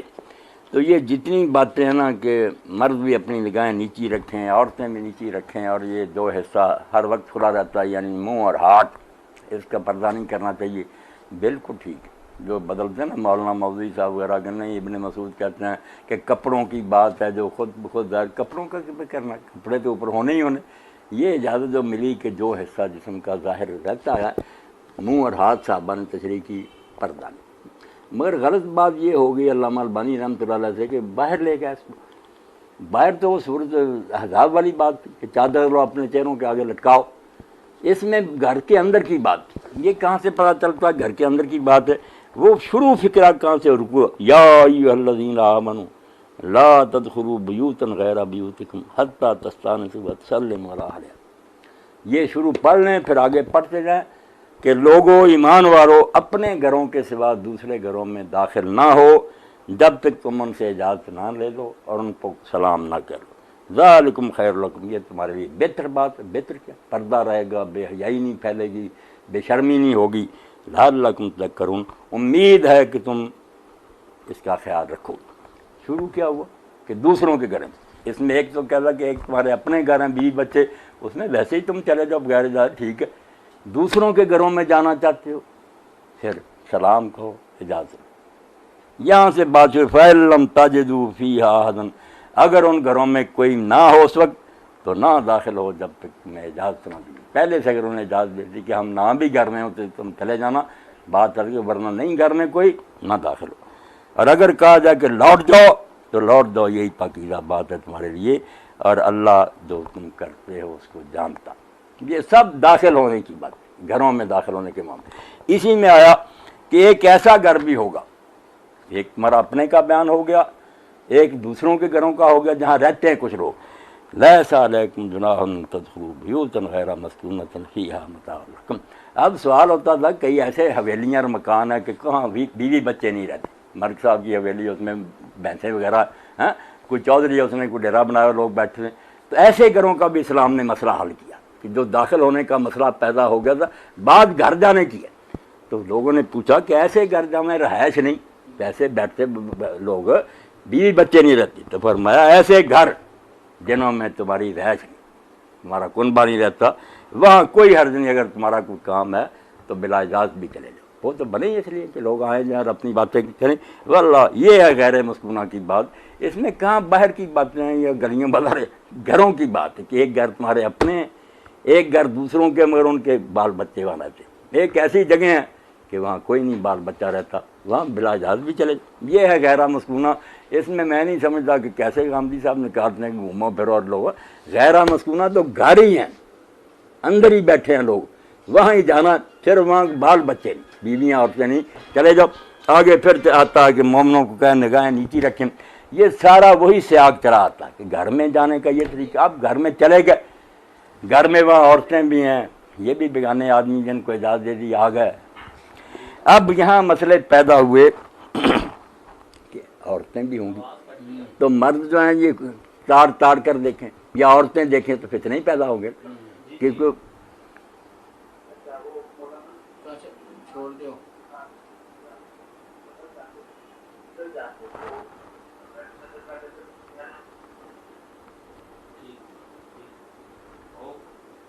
جی کیا کہہ رہے ہیں؟ اس کے ساتھ سورہ احزاب کے اندر جو ہے نا پردے وہ بھی پڑھ دیں۔ اب بات شروع ہوئی کہ گھر میں چلے گئے لوگ، اجازت لے لی تو کہا کہ مومن اپنی نگاہیں بچائیں، اپنی شرمگاہوں کی حفاظت کریں، یعنی پردے کا خیال رکھیں، کوئی ایسا ننگا نہ ہو جائے۔ عورتوں کے لیے پھر حکم آئے وہ بھی نگاہیں نیچی رکھیں، اپنی شرمگاہوں کی حفاظت کریں، اپنی زیب و زینت جو ہے نا بناؤ سنگار وہ نہ ظاہر کریں سوائے اس میں سے جو ظاہر رہتا ہے، یعنی منہ اور ہاتھ، باقی نہ اپنا سارا دکھائیں، اور اپنے باپوں کے سامنے، ان کے سامنے۔ تو یہ ساری باتیں آپ نے پڑھ لیا پورا رکوع، جیسے میں نے سورۃ توبہ کہا نا کہ عہد توڑنے والوں کی بیاں گھر میں داخل ہونے کی آداب ہے۔ اس سے ہی وہ مسئلہ حل ہوتا ہے جو مودودی صاحب سے بھی نہیں حل ہوتا، کہا کہ جب عورتیں باہر نکلیں گی، انہوں نے چہروں پر پردہ کیا ہوگا، تو پھر یہ حکم کیوں کہ عورتیں جو ہے نا وہ بھی نگاہیں نیچی رکھیں اور مرد بھی نگاہیں نیچی رکھیں، پھر کیا فائدہ، چہرے تو ڈھکے ہوئے۔ تو کہتے ہیں نہیں بائی چانس ہو سکتا ہے کہ زیادہ خیال نہیں عورت نے کیا، کسی موڑ پر نظر آ جائے، نہیں بات یہ نہیں، یہ گھر کی بات تھی کہ گھر میں جس آدمی کو آنے کی اجازت دیتے ہیں نا تم، یہ تمہارا فیصلہ ہے کہ آنے کے قابل ہے، اگر سگا بھائی ہے مگر نہیں اچھا کیریکٹر کا نہیں آنے دینا، گھر والا یہ سوچے، اور اگر دوست ہے نہیں بھی رشتہ دار مگر قابل اعتماد نیک شریف آدمی آنے دو۔ ایسے لوگ گھر میں آئیں تو وہاں یہ بیت غلطی ہے کہ منہ سیدھا سادہ اور ہاتھ جو ہے نا ننگے ہوں گے تو کوئی بات نہیں، مگر تار تار کر دیکھنے کی اجازت نہیں، یہ نہیں کہ یہ اجازت اللہ نے دے دی ناجائز فائدہ اٹھاؤ کہ آنکھیں کھول کھول کرنا دیکھو۔ اس میں بھی یغضوا جو کہا کہ نگاہوں کو کم کرو، یہ ہم نیچے ہی رکھو جو ہے نا، یہ بھی ترجمہ کرتے ٹھیک ہے کوئی بات نہیں، مگر نگاہوں کو کم کرو، وغض من صوت، اپنی آواز زور سے نہ کم کر۔ تو آنکھیں ایک تو ہوتا خوب کھول کر دیکھنا، یہ بد نہیں کیا، ایک ہے کہ دیکھنا پڑتا باتیں جو کر رہے ہیں مگر کھول کر نہیں، بس اصل حالت میں تھوڑی سی باندھی، کم کرو اللہ نے کہ عورتیں مرد اگر ضرورت پڑتی ہے، کیسی قرآن کی بات۔ اور آخر میں پھر اسی صورت میں آیا، لوگوں نے یہ چیزیں سن کر کہا کہ اس طرح تو ملنا جلنا حرام ہی ہو گیا، تو بعد میں اللہ نے پھر وضاحت کی آخر میں پڑھ لیں اسی صورت کے کہ نہیں اللہ تنگ نہیں کرنا چاہتا، بے شک تم مل کر کھانا کھاؤ مرد عورتیں اور جدا جدا کھاؤ، بس وہ پابندیاں جو ان کا خیال رکھو کہ اجازت لے کر آؤ، نگاہیں جو ہے نا وہ کھول کر ایک دوسرے کو نہ دیکھو۔ تو یہ سارا گھر کا ہی معاملہ چلا جا رہا ہے، گھر ایک مسکونہ ہے کہ وہاں بیوی بچے رہ رہے ہیں، ان کے یہ حکام ہے۔ درمیان میں سوال پیدا ہو گیا جہاں نہ بیوی بچے ہوں، ایسے مکان و حویلیاں وغیرہ بیٹھ کے وہاں کا وہاں اجازت مانگنے کی کیا ضرورت، وہاں تو لوگ بیٹھے ہی اس لیے کھلا دربار آئے تو جیتے۔ اور جو سورہ احزاب ہے اس میں اللہ تعالیٰ نے یہ اعلان فرما دیا کہ سورہ جو گھر سے باہر نکلیں وہ گھونگھٹ نکالیں، اور اس پر اللہ رحمت فرمائے اصلاحی صاحب حوالے دے دے کر انہوں نے کیسا لکھا، کوئی بات نہیں چھوڑی۔ افسوس ہے کہ ہم جو ان کے شاگرد تھے اور ساتھی، ہم نے سارا معاملہ خراب کر دیا، اور جو لوگوں کے یہ کہنے کے لیے اٹھے تھے کہ قرآن جو ہے اس میں نظم ہے، اس کی آیتیں آگے پیچھے ساری پڑھیں تو ایک معنی کے سوا معنی نہیں بنتا، وہ خواب بھی پریشان ہو گیا۔ اصلاحی صاحب ابھی زندہ ہی تھے تو کسی نے کوئی تشریح شروع کر دی، وہ نظم قرآن بھی کچھ فائدہ نہ دے سکا، ہم علماء کو کہتے بے ربط باتیں کر دی وہی۔ اب اس میں بھی جو ہے کہ سورہ نور میں یا ایھا النبی قل لازواجک و بناتک و نساء المؤمنین، یہ 59 آیت ہے۔ اے نبی اپنی بیویوں سے، بیٹیوں سے اور مومنوں کی عورتوں سے کہہ دو یدنین علیہن من جلابیبہن، وہ اپنے اوپر بڑی چادریں اوڑھیں اور ان چادروں کا کچھ حصہ اپنے آگے لٹکائیں، ذالک ادنیٰ ان یعرفن فلا یؤذین۔ یہ ہدایت اس لیے ہے کہ اس سے اچھے لوگ بالکل صاف سمجھ جائیں گے کہ شریف زادیاں ان کو چھوڑنے کی ضرورت نہ کریں ورنہ نتائج بھگتنے پڑیں گے۔ وکان اللہ غفور الرحیم، اور اللہ غفور الرحیم ہے۔ تو اس بارے میں پھر یہ ساری باتیں کر کے نا آخر میں لکھتے ہیں اصلاحی صاحب، اس جلباب سے متعلق یہ ہدایت فرمائی کہ مسلمان خواتین گھروں سے باہر نکلیں تو اس کا کچھ حصہ اپنے اوپر لٹکا لیا کریں تاکہ چہرہ بھی فی الجملہ ڈھک جائے اور انہیں چلنے پھرنے میں زحمت پیش نہ آئے، یہی جلباب ہے جو ہمارے دیہاتوں کی شریف بڑی بوڑھیوں میں اب بھی رائج ہے، اور اسی نے فیشن کی ترقی سے اب برقع کی شکل اختیار کر لی ہے۔ اس برقع کو اس زمانے کے دلداد گانے تہذیب اگر تہذیب کے خلاف قرار دیتے ہیں تو دیتے جائیں، لیکن قرآن مجید میں اس کا حکم نہایت واضح الفاظ میں موجود ہے، جس کا انکار صرف وہی برخود غلط لوگ کر سکتے ہیں جو خدا رسول سے زیادہ مہذب ہونے کے مدعی۔ رحمہ اللہ رحمت اللہ سے بہت رحمت فرمائے اسرائیل صاحب، کسر نہیں چھوڑی، پوری بحث کی ہے، اور جو کہہ دیا نا عام لوگوں نے کہ کہا یہ پہچانی جائے، اور اس کا ترجمہ کر لیا کہ پہچانی جائیں، یہ آزاد عورتیں لونڈیاں نہیں، انہوں نے بڑا ظلم کیا کہ لونڈیوں کو بچک چھیڑو۔ توبہ توبہ توبہ، ایسا ظلم لونڈیاں بیچاریاں غیر قوم کی ہماری حفاظت میں آئی ہیں، کام کاج کے لیے نکلنا پڑتا ہے، ان کے بارے میں اگر کہہ بے پردہ ہی رہے لوگ چھیڑیں ان کو، توبہ، یہ قرآن کا مضمون ایسا ہو سکتا؟ تو پہچانی جائیں سے یہی کہ ان کا شریف ہونا جو ہے سب کچھ نظر آئے کہ اگر غلط حرکت کی نتیجہ برا ہوگا۔ یہ حکمت ہے، یہ نہیں کہ وجہ یہ ہے کہ ضرور اسی صورت میں جیسے کہ اگر روزہ فرض کیا گیا تاکہ تم متقی بنو، اب متقی بنانے کے لیے ہے کہ لوگ پہچانے اور ناشرات کرے، کوئی کرے اس کے باوجود کریں گے حرامی تو پہنچے گی پھر نتائج۔ یہ نہیں کہ اگر نہ چھیڑیں تو پھر کھلی چھٹی ہے، نہیں،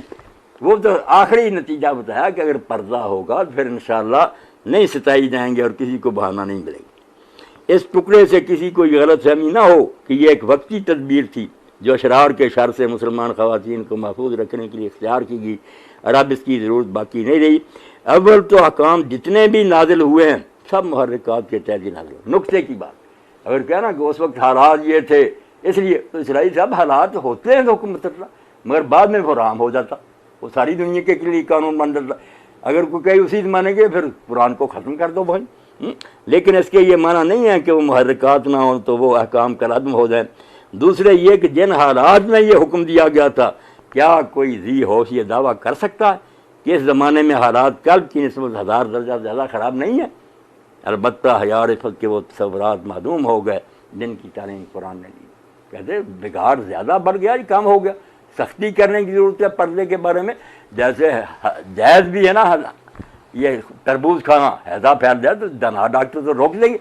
اب غامدی صاحب ہمیں چاہیے کہ اگر تھوڑی بہت گنجائش بھی تھی نا بند کرے، کہ دین کا ایک مشکل چیپٹر ہے۔ اور اعلام الموقعین جو غامدی صاحب نے پڑھی اس میں انہوں نے 60 سے بھی زیادہ مثالیں دی ہیں قرآن و حدیث سے کہ یہ چیز بذات سے خود کوئی بری نہیں مگر انجام برا۔ اس لیے یہ دین میں جو کہا گیا کہ نظر نہ اٹھاؤ دوسری عورتوں کی طرف یا لڑکوں کی طرف، بھائی نظر سے کیا بیٹھتا؟ یہی بیٹھتا کہ یہ لے جاتی ہیں ایسا برائی کی۔ اسی طرح موسیقی جو ہے جس کا جی چاہے نہ مانے موسیقی کرتا رہے، موسیقی جو نا ٹھیک ہے، اللہ تعالیٰ نے جو شے بھی پیدا کی ہے ہر شے میں کچھ نہ کچھ فائدے بھی ہے، شر میں ایسا نہیں پیدا کیا، مگر انجام کیا؟ میں اس بارے میں امام جو ہے نا شوکانی جن کی بحثوں سے یہ ناجائز فائدہ اٹھاتے ہیں لوگ، کہ انہوں نے لکھا ہے اس کے بارے میں، یہ موسیقی جائز کہنے والوں کے بھی دلائل انہوں نے دیے، ناجائز کہنے والوں کے حدیثوں پہ بحث کی۔ اس کے حاشی میں علامہ البانی صاحب ان کے شاگردوں نے بتایا کہ نہیں، ابن حزم سے غلطی ہوئی ہے، کئی حدیثیں ممانعت میں ہیں جو بالکل صحیح ہیں، اور یہ موسیقی جائز نہیں۔ خرابی کیا؟ یہ الفاظ جو ہے اس تقریر میں یا اس جواب میں آنے چاہیے، سارا لکھا کر انہوں نے کہا 529 صفحات جو نیا ہے نا نسخہ نائل الاوتار کا، اخیر کی بات ہے وَإِذَا تَقَرَّرَ جَمِيعُ مَا حَرَّرْنَا مِنْ حُجَجِ الْفَرِيقَيْنِ، کہ جب دونوں پارٹیوں کی دلیلیں ہم نے پوری محنت سے اکٹھی کر دیں، فَلَا يَخْفَى عَلَى النَّاظِرِ، تب جو ان کو دیکھے گا اس پر یہ بات پوشیدہ نہیں رہے گی، أَنَّ مَحِلَّ النِّزَاعِ خَرَجَ عَنْ دَائِرَةِ الْحَرَامِ، کہ اگر یہ موسیقی ساز طبلے سرنگیاں حرام سے نکل بھی جائیں، لم يخرج عن دائرۃ الاستواء،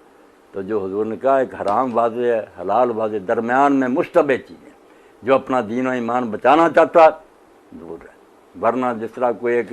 سرکار نے علاقہ ہیبیٹیٹ بنایا، یہاں نہ کوئی جانور چرائے، جو بیوقوف جانور سرحد پر چرائے گا ہو سکتا ہے ذرا غفلت ہو جائے دوسرے آدمی میں داخل ہو جائیں سزا کے لائی۔ والمومنون وقافون عند الشبہات، اور جو مومن ہوتے ہیں وہ شبہات سے پرے رہتے ہیں، کما سرہ بالحدیث الصحیح، جیسے حضور پاک نے صحیح حدیث میں فرمایا، ومن ترک، جو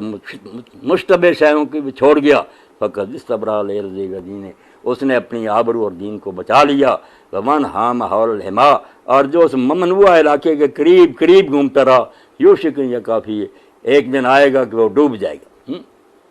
ولا سیما اذا کان مشتملا علی ذکر القدود والخدود والجمال والدلال والحجر والوصال ومعاکرۃ العقار وخل الازار والوقار، خاص کر کے جب موسیقی میں ہوں گی باتیں قدوں کی، پتلا قد، ایسی کمر، ان کے رخساروں کی، حسن کی، نخروں کی، اور کبھی ہجر کی، کبھی وصال کی، اور کبھی شراب پینے کی، اور کبھی جو نا بے حیائی کی باتیں کرنے کی،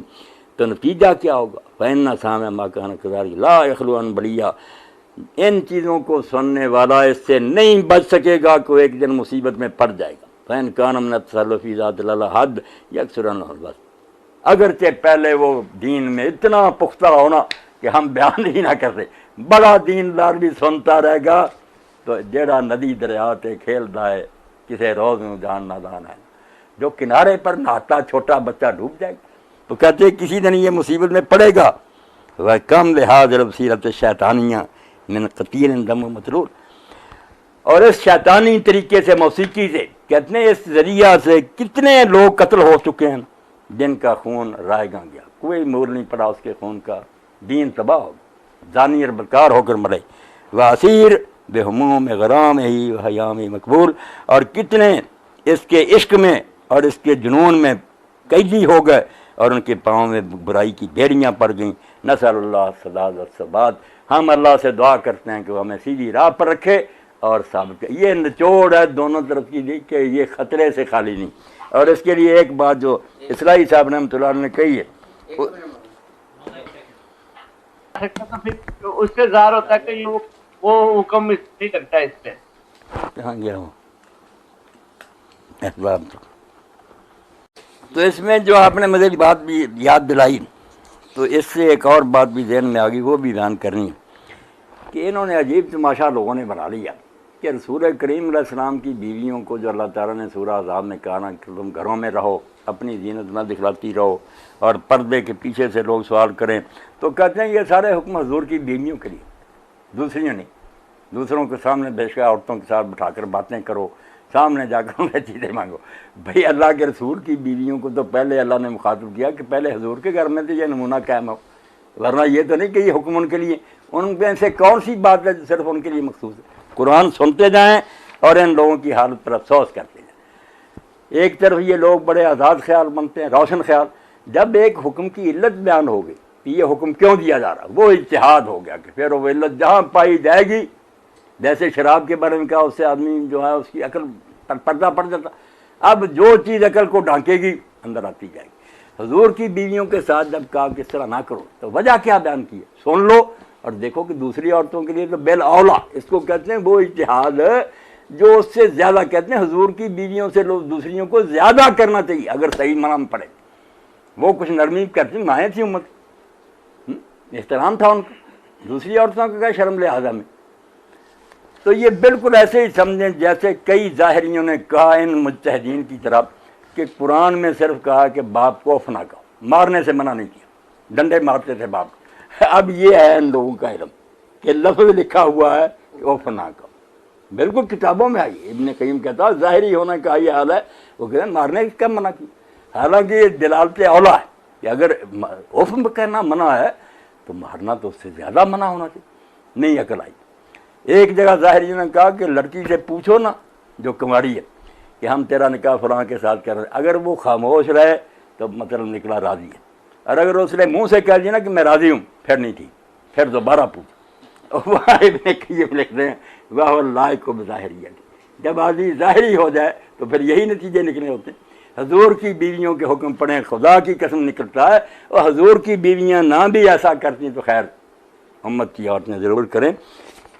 تباہی کیا کہتا اللہ، یا نساء النبی لستن کاحد من النساء ان اتقیتن،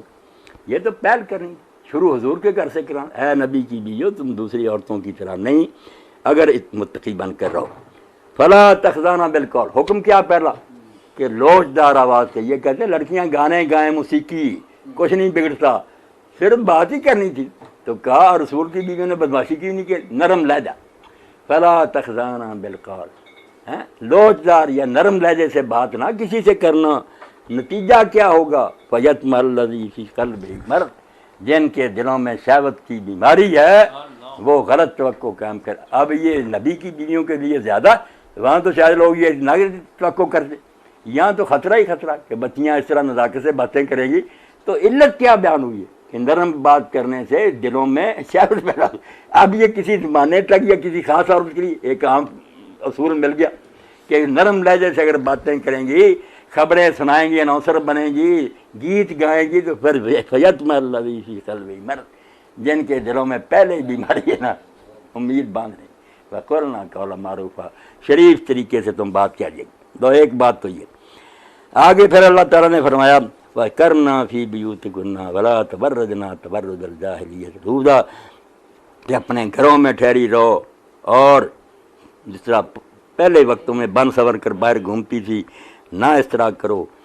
اسی میں وہ آیت آتی ہے کہ اللہ چاہتا کہ اہل بیت تم سے اللہ پریدی کو دور کرے اور پاک صاف رکھے، اس کو بھی شیعہ سنی کھینچ لائے گئے ادھر۔ اس میں بھائی کوئی بات نہیں کہ اللہ پاک کرنا چاہتا ہے کہ ضرور ہے یہ پاک کر ہی دینا ہے اس کو، یہ ارادہ تکوینی نہیں کہ ہو کر ہی رہے گا، یہ ارادہ تشریع ہے کہ یہ قانون جو دیے گئے ہیں کہ گھروں میں رہو، پردہ کرو، اس کا فلسفہ یہ ہے کہ تاکہ کوئی اسکینڈل نہ بنے،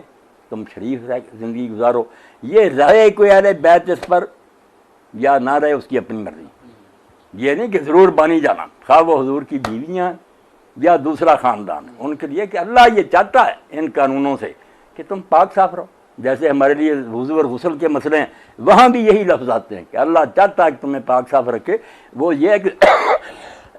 آٹومیٹک ہو جانا ہے، نہ کوئی یہ فضیلت کی آیت ہے نہ یہ پابندی کی آیت ہے، یہ حکم اس لیے لیا گیا ہے تاکہ تم پاک صاف رہ سکو۔ جیسے بچوں کو ہدایت کی بیٹا یہ میں باتیں کروں تنگ کرنے کے لیے یہ فائدہ، اور اس میں بھی پھر صاف صاف بتایا۔ تو اس سے کہتے ہیں دوسری یہ کہ عورتوں کا بناؤ سنگار کر کے گھروں سے باہر نکلنا تہذیب کی ترقی کی نشانی نہیں ہے، بلکہ یہ جاہلیت اولیٰ کی طرف رہ جائے۔ کہتے ہیں ترقی نہ کرو، قرآن نے کہا یہ پرانی جاہلیت ہے، وہ پرانی بے حیائی ہے جس کی طرف تم جا رہے ہو، یہ کوئی عقل مندی کی بات نہیں۔ بچیوں کے لیے یہی ہے کہ وہ ڈھانگ کر اپنا آپ رکھے، اپنی عزت اور وقار کی حفاظت کریں۔ اس کا سب سے قیمتی گہنا جو ہے عفت پاک دامن، اس کو ڈبہ لگ گیا، جس کا جی چاہے اس کو سستا سستا سمجھ کے چھیڑے، مزے لے، توبہ توبہ، یہ بچیوں کی عزت ہے، ان کو وہ درجہ دو، ماں ہے تو اس کے قدموں میں جنت سمجھو، بیٹی ہے تو اللہ کی رحمت شمار کرو، بہن ہو تو ضرور بنا، 3 بہنیں بھی ہیں تو دوزخ سے پردہ بن جائیں گی، بیوی ہے تو فرمایا یہ تمہارے لیے سارا ٹیسٹ یہی ہوگا کہ بیوی کے ساتھ سلوک کیا، جو اسلام انہیں حقوق دیتا ہے سر کے ان کو اپنے نا گھر کی سب سے قیمتی متاع سمجھیں، اور جو کہتے نہیں کھلی چھٹی دے دو تاکہ لوگ خوب سیر ہو کر دیکھ رہے ہیں، پھر وہ ان کا جی بھر جائے گا، ہٹ جائیں گے۔ یہ ایسی دلیل ہے جیسے مولانا مودودی رحمۃ اللہ نے کہا کہ لوگ کہیں گے کہ یار چور ڈاکو تارے توڑتے پھرتے ہیں، سونا چاندی دولت جو ہے نا سڑک پر رکھ دو، خود ہی ڈاکو پھر توبہ کرنے، کوئی کرنے والی بات ہے کہ سب سے قیمتی شے بازار میں لا کے رکھ دو بیٹی اور بہن، کہ جس کا جی چاہے چھیڑے اور دیکھے، غلط بات ہے۔ اور یہاں ایک بات میں یہ بھی کہوں گا، میں نے سنا اسرائیل گاندھی صاحب کا، کئی لوگوں نے یہ تماشا بنا لیا، حضور نے فرمایا پہلی نظر تیرے لیے حلال ہے، دوسری نہیں۔ کہتے ہیں نہیں پہلی نظر کی چھٹی ہے۔ سوال کیا، میں نے سن رہا تھا پروگرام، کہ ہاں اتنی دیر تک دیکھتے رہو جب تک شہوت نہیں آتی، پہلی نظر اس وقت تک، جب شہوت آنی شروع ہو پھر سمجھو کہ پہلی نظر ختم۔ یار حد ہو گئی، یہ وہی بات ہے کہ سمندر میں دھکا دے دو اور پھر کہو کہ دامن نہ تر ہونے دو، کوئی کرنے کی بات ہے۔ وہاں بات کیا، کسی جگہ روایت میں آدھا ٹکڑایا، دوسری جگہ کھود کرتا کہ پہلی اچانک نظر کا لوگوں نے پوچھا تھا، دیکھنا نہیں چاہتے تھے، کسی موڑ پڑے اچانک نظر پڑی، آپ نے فرمایا اسی وقت نظر پھیر لو، اس طرح بس رکھا، نگاہ پھیر، یہ پہلی جو اچانک پڑی ہے تیرے لیے معاف ہے، دوسری معاف نہیں۔ بات کہاں کی تھی؟ جان بوجھ کر دیکھنے پر لے گا کہ نہیں دیکھتے رہو، جب شہوت آنے لگے تو ہٹ دو، بالکل جھوٹی بات۔ اللہ کے رسول علیہ السلام جو بات تھی اچانک بتاتا ہوں سن لو نا ذرا پہلے۔ وان جریر ابن عبداللہ، پہلی بات مکمل ہے، ان جریر ابن عبداللہ قال سألت رسول ان نظر الفجأة، سب درست کریں جو اینکر ہیں، حضور سے لوگوں نے پوچھا اچانک نظر کے بارے میں، دیکھنے کا ارادہ نہیں، پڑ گئی ہے، فقال اصرف بصرک، اور میں اسی وقت اپنی نظر پھیر لو۔ رواہما احمد و مسلم ابو داؤد و ترمذی صحیح۔ اسی کے لیے حضرت علی سے کہا یاری لا تب نظرۃ نظرہ، اگر ایک نظر پڑ گئی ہے تب اس کے بعد دوسری دفعہ دیکھنے کا خیال چھوڑ، فوراً ختم کر اس کو. فإنما القبول، جو وہ اچانک پڑ گئی تھی وہ معاف ہے، ولیس لک الآخرہ، اور جو دوسری تو ڈالے گا یہ نہیں معاف ہو. دین ترمیم نہ کرو، نہ بدلو دین کو جس طرح اللہ کے رسول نے دیا. عمل نہیں ہو سکتا تو رہنے تو دو وقتدار اس باہر. ہاں یہ بھی دیکھیں، یاد دلا دیا شفیق صاحب نے، قرآن جب گھر میں جانے کی اجازت دیتا تو وہ کہتا کہ عورتیں جو نا اگر انہیں کوئی ایسے زیور پہنے ہوئے ہیں اپنے پاؤں میں جو شلوار کے نیچے چھپے ہوئے نہیں کچھ نظر آتے، تو وہ اگر بد نیتی سے اس طرح چلیں کہ وہ آواز آئے، پھر زیور کی آواز آنی، عورت نہیں دکھائی دی، نہ اس کی پنڈلی لگی ہوئی، زیور کی آواز، مگر وہ آئی ہے عورت کے بدن سے. آپ عورت مرد کے درمیان اللہ نے جو ربط رکھا اس کو کیوں بلاتے ہیں؟ اسی لیے اس کے کپڑے، اس کا جسم، اس کے جسم سے آنے والی خوشبو، مرد کے جسم سے آتی ہے خوشبو، وہ خیال نہیں پیدا ہوتا. عورت کی آواز سنے بندہ، اس کی خوشبو آئے، اس کے وہ تو کہتے ہیں کہ اگر کسی جھاڑی پر بھی آپ وہ کپڑا ڈال دیں جو عورت سے پہلے، اس کے بارے میں مرد میں خیال آ گیا، مرد ہے یہ فرشتہ نہیں کوئی. تو اللہ نے کہا یہ پاؤں مار کر نہ چلیں تاکہ وہ چھپے ہوئے زیور جو نا ان کا پتہ نہ چلے. اندازہ کرو چھپے ہوئے زیور. اب اس قرآن کو یہ ہضم کرانا چاہیں ہمارے مجتہدین کی، یہ چھٹی دیتا ہے کہ عورتیں گائیں اور موسیقی اور بیٹھیں، تو یہ قرآن پر ظلم عظیم ہی ہوگا. ایک بچی نے بھی گاندھی صاحب نے سے پوچھا تھا، میں پروگرام دیکھ رہا تھا کہ گاندھی صاحب آپ کہتے ہیں کہ نہیں دیکھیں گے سب، ادھر کیا ہے یہ آیا ہے کہ پاؤں نہ ماریں سے، جو انہوں نے سر دیا یہ تو اللہ سے پوچھیں کہ اس نے پھر یہ منع کیا اور اس کی کیوں اجازت. یہ کوئی جواب، ایک ایس دور کا دانشور اور ذہین آدمی ایسے جواب دے، یہ نہیں پتہ چلتا کہ اندر آواز دے رہا کہ یہ نہیں بے جوڑ باتیں ہیں. اللہ روکتا کہ نہ دیکھو، نہ ان کو بازاروں میں گھومنے دو، نہ یہ اپنے حسن کی نمائش کرتی پھریں. بطول باشو پنہا شود عظیم اثر. اقبال جیسا دانشور کہتا ہے فاطمہ بن جا اور اس زمانے کی نگاہوں سے چھپ جا، پردہ بے پردگی چھوڑ. بطول باشو پنہا شود عظیم اثر کہ درا گوش شبیر بگیری، پھر تیری گود میں حسین آئے گا، ورنہ گنڈے اور بدماش ہی پیدا ہوں گے اور معاشرہ دن بدن تباہ ہوتا جائے گا. اور کیا بات سیام رہ گیا. مولانا صاحب، گاندھی صاحب کا اصرار ہے کہ صوم کی جمع الصیام ہے، حضرات کرم اس کی وضاحت فرما دیں. سب سے زیادہ جو ہے نا میرے لیے حیرانی کی بات وہ یہ ہے کہ گاندھی صاحب جیسا پڑھا لکھا آدمی سیام کو صوم کی جمع کہتا. آپ ساری کتابیں لغت عربی اٹھا لیں، تفسیریں اٹھا لیں، سب جگہ آپ کو نظر آئے گی کہ صوم اور سیام دونوں مصدر ہیں. صوم کا معنی بھی روزہ رکھنا، سیام کا معنی بھی روزے رکھنا. روزہ جو ہے نا روزے روزہ جمع واحد کی یہ بات نہیں، ایک ہی معنی، روزہ رکھنا یا روزے رکھنا وہ الگ پتہ چلے گا کہ واحد ہے یہ جمع کیا حکم ہے. کبھی ایک دن کا ہی ہوگا سیام و یوم عاشورہ، عاشورے کے دن کا روزہ رکھنا، یا جمع کوئی ایک دن عاشورے کا اس میں کئی روزے ہوں گے. سیام و یوم عرفہ، عرفہ کے دن کا روزہ رکھنا. اس لیے یہ جمع نہیں واحد، دونوں کا معنی ایک ہی. سام یصوم سامن و سیامن، قرآن نے روزہ رکھا،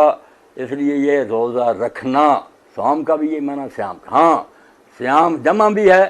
مگر وہ صوم کی نہیں، وہ صائم کی ہے، روزہ دار کی. جیسے قائم کھڑا اس کی جمع قیامن، اسی لیے اللہ یذکرون اللہ قیام، کوئی کھڑے بیٹھے اللہ کو یاد کرتے، وہ قیام کی جمع جیسے قائم کی جمع قیام، کھڑے کئی سارے. اسی طرح آ جائے صائم ایک روزہ رکھنے والا، جب زیادہ ہوں گے تو اس کو کہیں سیام، بہت سارے خیل سیامن و خیر غیر صائم. خیل سیام گھوڑے جنہوں نے روزے رکھے، یہ جمع سیام کہ وہ چارہ نہیں کھا رہے چھوڑے بیٹھے ہیں. تو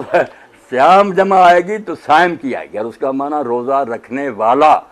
جب آئے گا سیام اور صوم یہ معنی ہوگا روزے رکھنا. تو ترجمہ ہے کہ اللہ نے تم پر روزے رکھنا فرض کیا. یہ کوئی نہیں کہ روزے جو ہے نا یہ فلاں روزہ کہہ رہے ہیں، یہ روزے اگر ایک دن کا ہو پھر بھی سیام کہلائے گا. جیسے میں نے مثالیں دی، حدیث کی کتابوں کے عنوان پڑھ لیں، عرفے کے دن کے روزہ کا روزہ رکھنا، ادھر اسے صوم نہیں لکھا ہوا سیام. عاشورے کے دن کا صیام، عرفے کے دن کا مطلب روزہ رکھنا۔ یہ پڑھ دوں، اب یہ میرے پاس دیکھیں، اب تفسیر نصوی ہے، اس میں یہ لکھتے ہیں اسی آیت کے تحت علیکم الصیام ہوا مصدر سامہ، یہ ماضی جو نا سامہ اس کا مصدر ہے، والمراد صیام شہر رمضان، اور یہاں دوسرے روزوں کی بات نہیں، رمضان شریف کا روزہ رکھنا مراد ہے۔ یہ صفحہ 158 سے پڑھ لیا اسی آیت کے تحت۔ اور یہ دوسرا المنجد، یہ سادہ سی بات ہے، اس میں آپ دیکھ لیں المنجد مختصر کہ صوم اور صیام تو ایک ہی چیز ہے، روزہ رکھنا، اس کا کیا معنی بن گیا؟ صام یصوم صومن و صیامن، صومن و صیامن دونوں مصدر، اس کا معنی بھی روزہ رکھنا، صیام کا معنی بھی روزہ رکھنا۔ آگے جب آئے گا جس نے روزہ رکھا وہ کون ہے؟ صائم، اس کی جمع پھر آ جاتی ہیں صائمون بھی، صوام بھی، سیام بھی، صوم بھی، سیم بھی، اور صیامن بھی۔ صیامن جمع آئی ہے، اگر جمع ہے تو صائم کی، کہ روزہ دار، ادھر پھر کئی روزے دار۔ جب ہوگا مصدر پھر صوم بولیں یا صیام بولیں، روزہ رکھنا، رکھنے والے کا نہیں، نہ اس میں کوئی جمع کا معنی۔ اسی کے تحت دیکھیں، بالکل یہ ہے نا بیٹا۔ اب ہاں یہ میرے پاس لسان العرب صوم کے تحت یہ اسی بات میں لکھتے ہیں،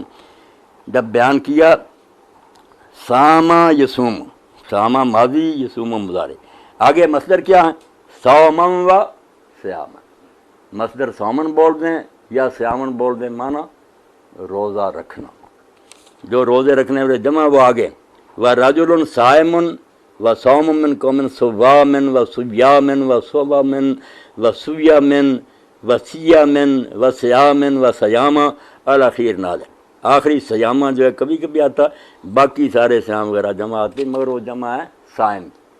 روزہ دار، پھر کئی سارے روزہ دار۔ جب جمع نہیں آئے گا صیام اور یہ آئے گا مصدر، وہاں معنی تو صوم اور صیام کا ایک ہی ہو، روزہ رکھنا۔ یہ بھی ہے تفسیر ہے حضور مانی، اس میں بھی علامہ آلوسی رحمۃ اللہ علیہ لکھتے ہیں کتب علیکم الصیام، تو اس کا بھی لکھا کہ یہ کالصوم مصدر سامہ، صوم کی طرح یہ بھی سامہ کا مصدر ہے، سامہ کا مصدر ماضی کا صوم بھی بول دیتے ہیں، صیام بھی بولتے ہیں، وہ لغت الامساک، اور وہ لغت میں رکنے کو کہتے ہیں۔ اور اس کا شعر بھی یہ جمع ہوا کہ خیل صیام، کہ روزہ رکھنے والے گھوڑے، یہ جمع ہے کہ گھوڑے جو نا چارہ نہیں کھا رہے بس کھڑے ہیں، اس کو صیام کا، گھوڑے روزے دار، ہاں وہ جمع والی باتیں اور ہوتی ہیں۔ یہ جب مصدر آتا یہ چیز تم پر فرض کی گئی، یا معنی صوم اور صیام دونوں کا ہوگا روزہ رکھنا۔ اگر کوئی جمع صوم کی بنانا چاہتا ہے، بنانی نہیں چاہیے، کیونکہ مصدر جو ہوتے ہیں نہ ان کا مذکر ہوتا ہے نہ مؤنث نہ واحد، یہ جمع ایک ہی حالت میں رہتے ہیں، مگر اگر کوئی بنائے تو پھر المنجد لے لے، اس میں دیکھ لے کہ اگر جمع بنانا ہے مصدر الصوم، مصدر جمع اسوام، مصدر پھر اسوام آئے گا، اسوام، صیام نہیں آئے گا۔ یہ کیا ایک وہ قتل کرنے کے بارے میں جب نہیں، یہ ایک اعراب القرآن و صرف صروف و بیانی، یہ بھی آپ سن لیں، انہوں نے تو پوری طرح سمجھایا نا کہ بنا کس طرح۔ سورہ بقرہ 367 صفحہ اور جلد ہے اس کی پہلی دوسری، اس میں لکھتے ہیں الصیام مصدر سمائی لفعل صام یصوم باب نصر، کہ یہ سن عربوں سے جو سنتے آتے ہیں، لغت میں قیاس نہیں چلتے کہ یوں ہو جانا، زبان والوں سے پوچھتے ہیں، وہ کہتے ہیں جو مصدر سنا آ رہا نا عربوں سے وہ صیام ہے، مصدر ہے، اور یہ فعل صامہ یصوم کا، صامہ ماضی ہے، یصوم مضارع، اور وزن کس پر آیا؟ نصر ینصر۔ وفی اعراب بالقلب، اور اس میں کیا تبدیلی ہوئی ہے؟ اصل میں سوام تھا، صوم سے نا مصدر جو بنا سوام، جیسے قام یقوم میں وہ قام سے بنانا، اس سے بننا تھا مصدر قوام، مگر بول رہے ہیں ہم قیام، یہ بھی سوام تھا کیونکہ سواد و میم سے چلا تھا نا، اصل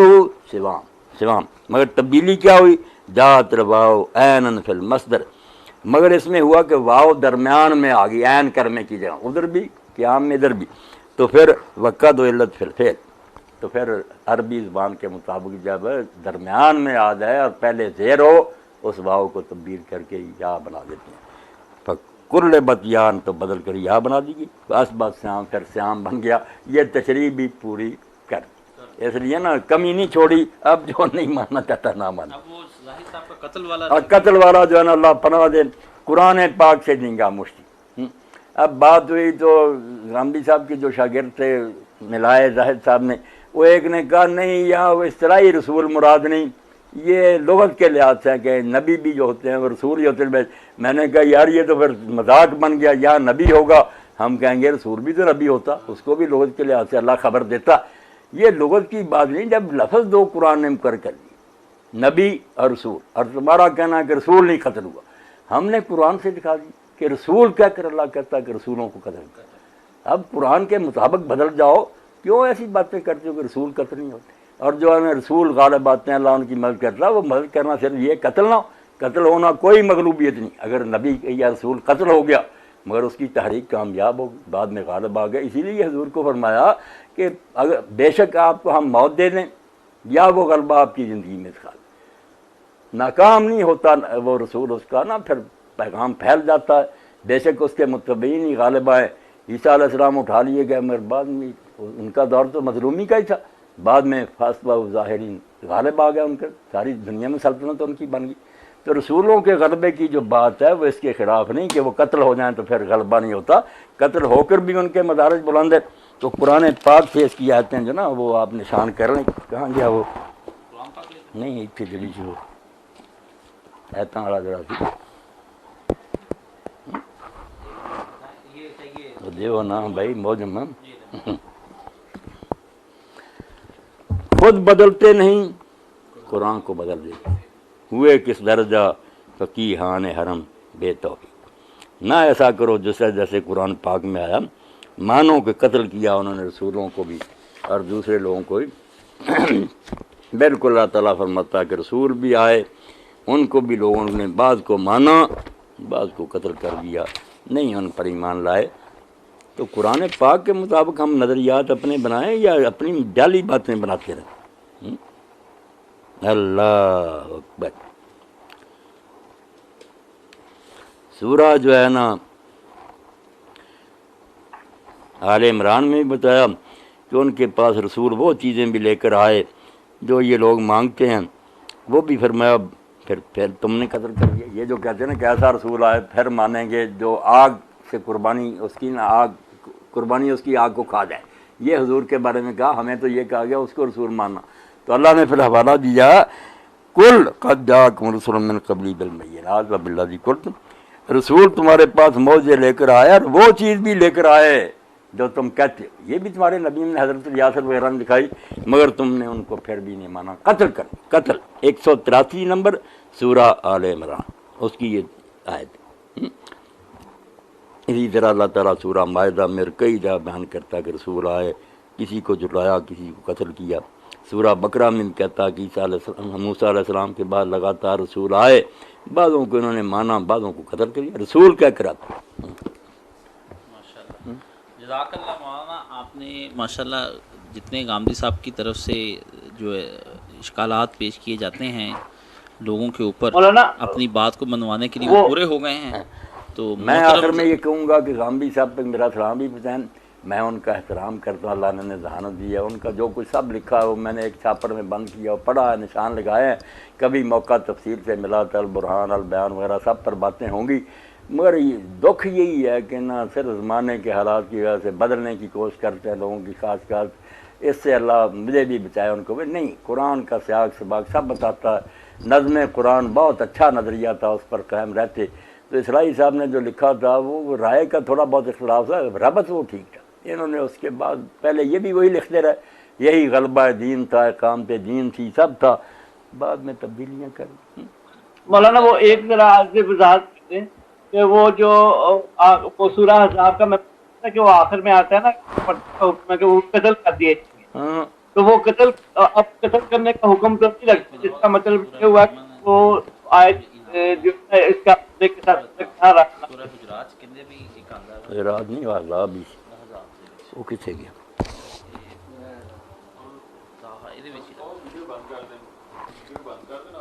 یہ تو اگلی جلد کتنے گئی ہے۔ یار اور جلسی جت پڑھا مولانا وہ میں پوچھا وہ کرتا ہوں تھا کہ سورہ صاحب میں جو آخر میں جو بیان ہوا قتل کر دیا جائے، ہاں تو وہ آخر میں قتل کرنے کے بعد تو وہ اگر اب جو پردہ نہیں کرتے کیا ان کو قتل کر دیا جائے گا؟ یہ استدلال جو ہے نا، ساتھ آپ کی بات سے وہ بات بھی آ گئی کہ اللہ تعالیٰ نے اسی سورہ میں کہا کہ لوگوں نبی کے گھر میں داخل نہ ہو جب تک اجازت نہ ملے، پھر دھرنا مار کر نہ بیٹھو، اور جب نبی کی بیویوں سے کوئی چیز مانگو تو پردے کے پیچھے سے مانگو۔ اور اس میں بھی اجتہاد کے لیے ساتھ بتا دیا کہ یہ کیوں کہا کہ پردے سے پیچھے کوئی چیز مانگو، ذالکم اطہر لقلوبکم، اس سے تمہارے دل بھی صاف رہیں گے مسلمانوں، وقلوبہن، اور حضور کی بیویوں کے بھی صاف رہیں۔ اب قرآن اس سے بڑھ کر کیا بتاتا کہ آمنے سامنے عورتوں کے ہونے سے بے شک نبی کی بیویوں ان کے دل خراب ہو سکتی۔ اب کتنی بڑی بات ہے، گہری فلسفہ جو غامدی صور میں بھی سمجھیں کہ نہیں، اللہ کہتا یہ راستہ نہ کھولو، نبی کی بیویوں اور صحابہ کے ایمان دل خراب ہو سکتے ہیں۔ یہ ساری دنیا کے لیے ایک واضح قانون آ گیا کہ نہ اس طرح سامنے سے مانگو، تباہی ہو جائے گی۔ اور آخری بات جو آپ پوچھتے ہیں نا وہ ہے کہ یہ بہانہ بسیار والی بات ہے کہ بنی اسماعیل پر میں رسول آئے، پہلے سارے حکم ان کو ہی سنائے، اس جماعت سے آگے پہنچے۔ جہاں اگر کہہ دیتا الگ یہ صرف قریش کے لیے یہ بنی، وہ الگ بات تھی، ورنہ جب کہہ دیا کہ بنی اسماعیل جو ہے نا یا امت محمدیہ، ساری امت ہم مخاطب ہیں کہ بنی اسرائیل جو تھے وہ امام بنائے گئے تھے کہ خود بھی دین پر چلے دنیا کو، وہ تو فیل ہو گئے۔ اب یہ کام تمہارے ذمہ میں لگا دیا گیا کہ رسول تم کو دین دے گا، تم تو انسانوں تک پہنچاؤ گے۔ ساری امت کو امت وسط کہا ہے، کوئی اسماعیل کی بات نہیں، باقی ٹھیک ہے پہلی کلاس تھی، اس سے آگے تابعین، پھر تبع تابعین، ساری دنیا میں اسلام پھیل گیا۔ کوئی لفظ ہے اس میں کہ صرف اس دور کے لوگوں کے لیے تھا؟ نہیں، وہ شہادت حق جو حضور نے دی کہ دین کو عملاً قائم کر کے دکھایا اور قول سے بھی بیان کر دیا، وہ پھر مسلمانوں کے ذمہ لگ گیا۔ میں نے آتے ہیں جو سورۃ مائدہ اور نساء کی پڑھی، اے مومنو اللہ کے دین کو قائم کرنے والے بنو، اور دنیا کے لوگ سارے اہل ایمان کو یا ایھا الذین آمنوا، کوئی بات نہیں۔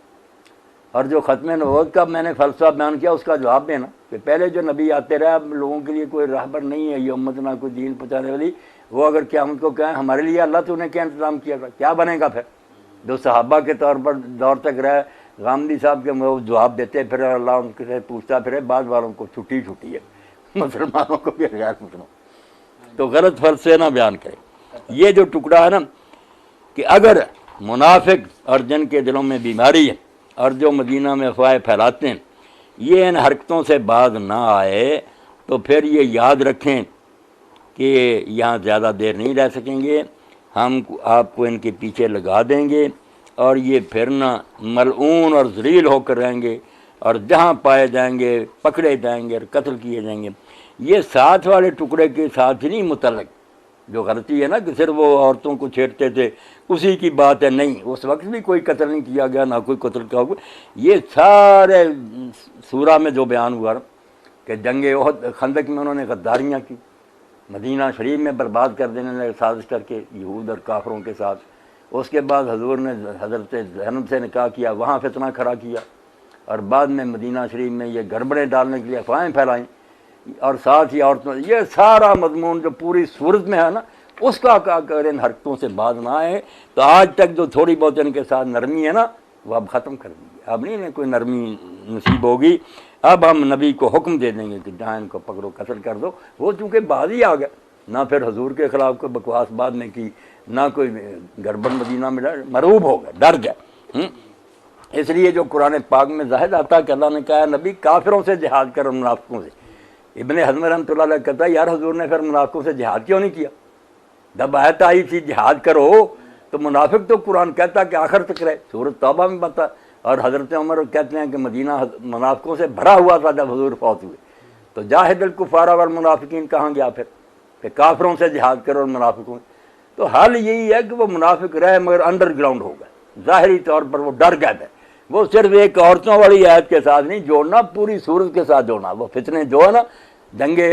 خندق سے لے کر پھیلاتے ہیں، سب کا اللہ نے کہہ دیا،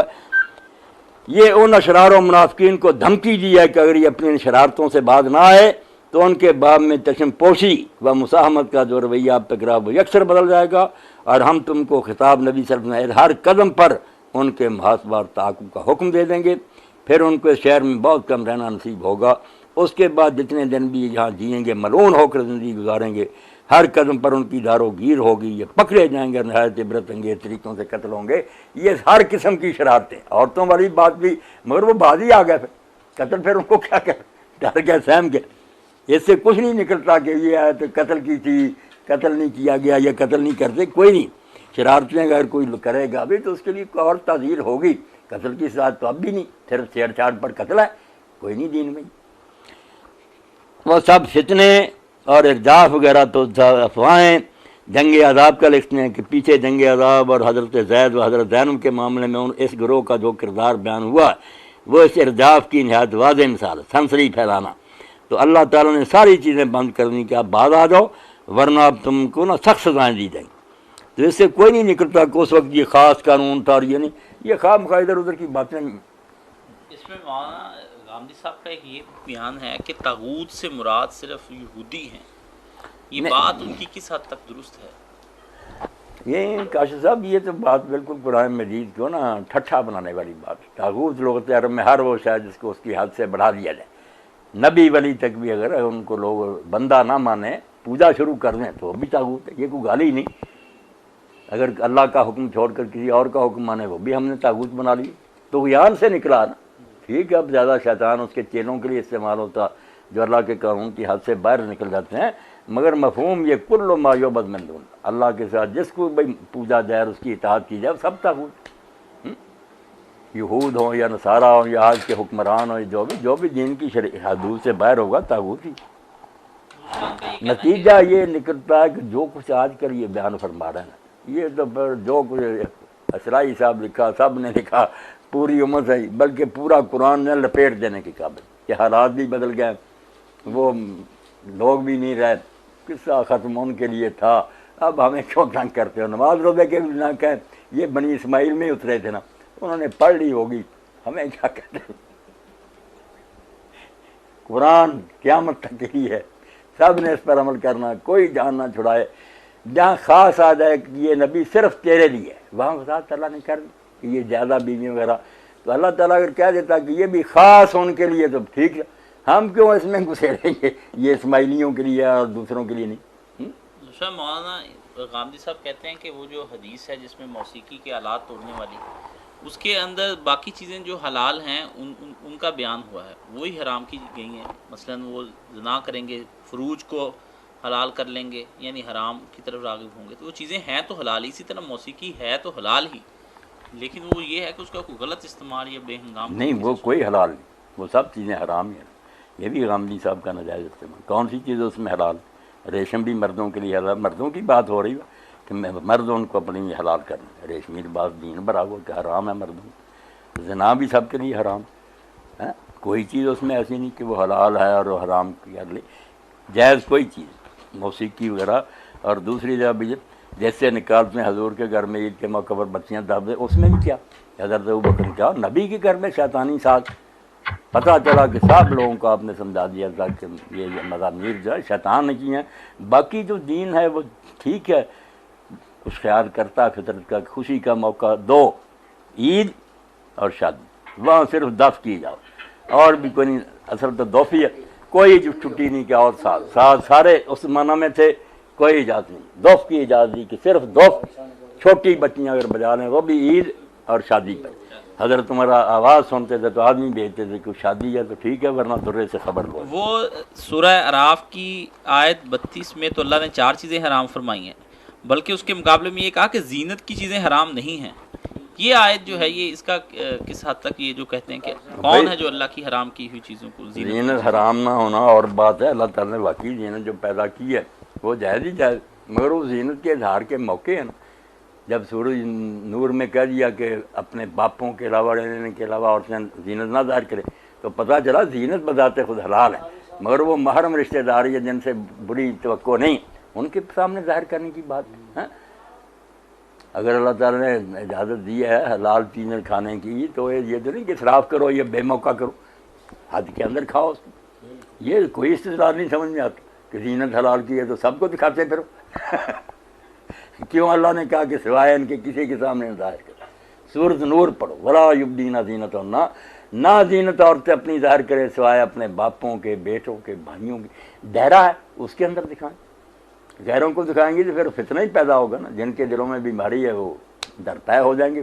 بدماشی پھیلے گی۔ یہاں بھی اسلائی صاحب کا میں ایک ٹکڑا پڑھنا چاہتا ہوں، اللہ ان پر رحمت کرے، بہت عمدہ لکھا، یہ سورۃ اعراف تھی یہاں نہیں، یہاں تو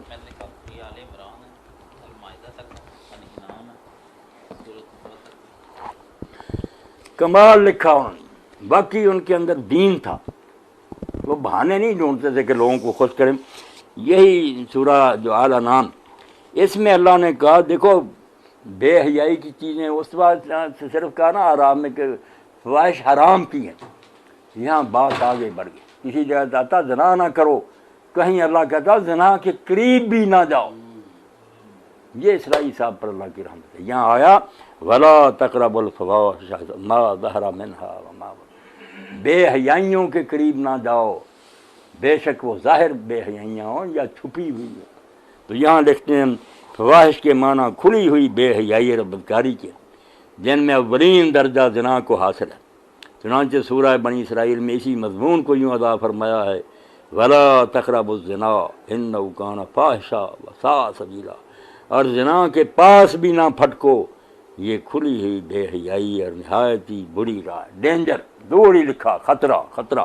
لا تقربوا کا لفظ ان برائیوں سے روکنے کے لیے قرآن میں استعمال ہوا ہے جن کا پرچھاواں بھی انسان کے لیے مہلک ہے، خود نہیں پرچھاواں، جو خود ہی نہیں بلکہ جن کے دوائی و محرکات بھی نہایت خطرناک ہیں، جو چیزیں آہستہ آہستہ ادھر لے جاتی ہیں نا وہ بھی خطرے کی، جو بہت دور سے انسانوں پر اپنی کمند پھینکتی ہیں اور پھر اس طرح اس کو گرفتار کر لیتی ہیں کہ ان سے چھوٹنا ناممکن ہو جاتا ہے۔ ایسی برائیوں سے اپنے آپ کو بچائے رکھنے میں آدمی کو کامیابی صرف اسی صورت میں حاصل ہوتی ہے، پورا قرآن حدیث آ چلیا، جب وہ اپنی نگاہ، اپنی زبان، اپنے دل کی پوری حفاظت کرے اور ہر اس رخنا کو پوری ہوشیاری سے بند رکھے جس سے کوئی ترغیب اس کے اندر راہ پا سکتی ہے، اور ہر ایسے مقام سے پرے رہے جہاں کوئی لغزش ہو سکتی ہے۔ اسی لا تقربوا کے تقاضوں کو بروئے کار لانے کے لیے قرآن نے مردوں اور عورتوں دونوں پر بہت سی پابندیاں عائد کی ہیں، جن کی تفصیل احزاب اور نور میں بیان ہوئی ہے، وہاں ہم انشاءاللہ اس کے سارے پہلو زیر بحث لائیں گے۔ آگے جو ٹکڑا بہت قیمتی، سارا تزکیہ نفس، نیکیاں اور بدیاں دونوں سے متعلق یہ بات یاد رکھنی چاہیے کہ ان کا اصل منبع انسان کا دل ہوتا ہے، اس وجہ سے کوئی نیکی اس وقت تک فروغ نہیں پاتی جب تک دل کے اندر اس کی جڑ مضبوط نہ ہو۔ بائی چانس الگ بات ہے، اللہ حاضر قیاس کوئی برائی اس وقت تک انسان کی جان نہیں چھوڑتی جب تک دل کے اندر سے اس کی جڑ اکھاڑ نہ دی جائے۔ اگر کوئی برائی دل کے اندر موجود ہے تو وہ کان، آنکھ، زبان، فکر اور خیال کی راہ سے برابر غذا حاصل کر کے موٹی ہوتی رہتی، اندر خیال ہے، ادھر کانوں سے نغمے سنتا ہے، آنکھوں سے دیکھتا ہے، زبان سے شہوت کی باتیں کرتا ہے، یہاں تک کہ وہ روحانی سرطان کی شکل اختیار کر رہی ہے، کینسر بن جاتی ہے، اور گو اس کو زندگی میں ایک دن بھی فعلاً بروئے کار آنے کا موقع نہ ملا، چانس نہیں ملا کرنے کا، تاہم انسان کے قلب و دماغ پر اس کا اس طرح تسلط ہو جاتا ہے کہ پھر تزکیہ و اصلاح کا کوئی سخت سے سخت آپریشن بھی اس پر کارگر نہیں ہوتا،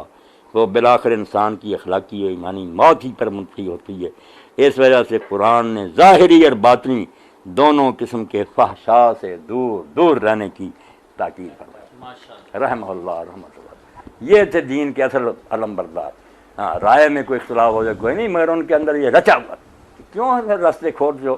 دین تو کہتا ہے کہ دور پیرا لگا دو، بیریئر لگا دو کہ اس برائی کی طرف لوگ نہ، تو ہم کہتے ہو کنارے پر چلے بلکہ ڈوب جائیں،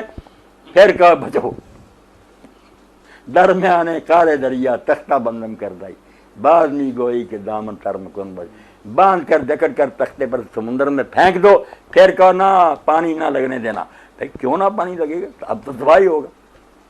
جزاک اللہ مولانا صاحب، آپ نے سوالات حدیث پاک میں بھی آیا، حضور نے فرمایا ہاتھ بھی زنا کرتے ہیں، آنکھ بھی زنا کرتی ہے، زبان بھی زنا کرتی ہے، پاؤں بھی زنا کرتے ہیں، اور ان کا ساتھ ساتھ بتاتے گئے کہ زبان کا جو ہے نا وہ زنا بری باتیں کرنا، کانوں کا ہے بری باتیں شاید کی سننا، آنکھوں سے دیکھنا، پاؤں سے چل کر جانا، اور آخر میں فرمایا پھر شرمگاہ جو ہے نا یا اس کی تصدیق کر دیتی ہے، پریکٹیکلی ہو جاتا، یعنی راستے سارے چوپٹ کھول گئے، غرق ہو گیا ہوتا ہے۔ ان احادیث اور قرآن کے ہوتے یار کیوں ایسی باتیں؟ اس دور میں تو نوجوانوں اور بچیوں کو پڑے پڑے رکھنے کی اگر کوئی گنجائش تھی بھی تو جیسے مثال میں نے دی نا کہ جیسے ہیضہ پھیل جائے تو تربوز کو بھی ڈاکٹر روک لیتے، یا تو روکنے کی ضرورت تھی یا دروازہ کھولنے کی تھی کہ لوگ خوب بدماشی پھیلائیں۔ ظاہر صاحب میں نا یہ کہوں گا کہ جو لوگ حامدی صاحب کا یا غلام احمد پرویز کا یہ دوسروں کو پڑھتے نہیں، ان کا نہیں حق کے تبصرے کریں یا بدنام کریں۔ جس آدمی نے کوئی کام کیا اس کی اچھی بات کی داد دیں، جو کچھ غلطی ہوئی ہے دعا کریں کہ اللہ انہیں بھی اس غلطی سے بچائیں۔ بھی میں نے ان کا نا سارا لٹریچر پڑھا، اب بھی کچھ ہفتہ تو پڑھتا رہتا ہوں، یہ کوئی بات نہیں کہ ہم نفرت کریں، کیوں نفرت کریں؟ ایک آدمی دین کا خادم اپنی سمجھ کے مطابق کام کرتا ہے، بسم اللہ، اللہ اس کی صحیح قبول فرمائے، ہمیں ان سب کو اللہ راہ راست دکھائے۔ اللہم ارنا الحق حقا وارزقنا اتباعہ والباطل باطلا وارزقنا اجتنابہ۔ ہم سب کو اللہ غلطی سے بچائے، حق کی طرف بڑھائے۔ تو باقی جو مضمون ہے نا کہ رجم کا مسئلہ ان کا یہ دوسرے، یہ بھی کبھی انشاءاللہ زیر بحث آئیں گے۔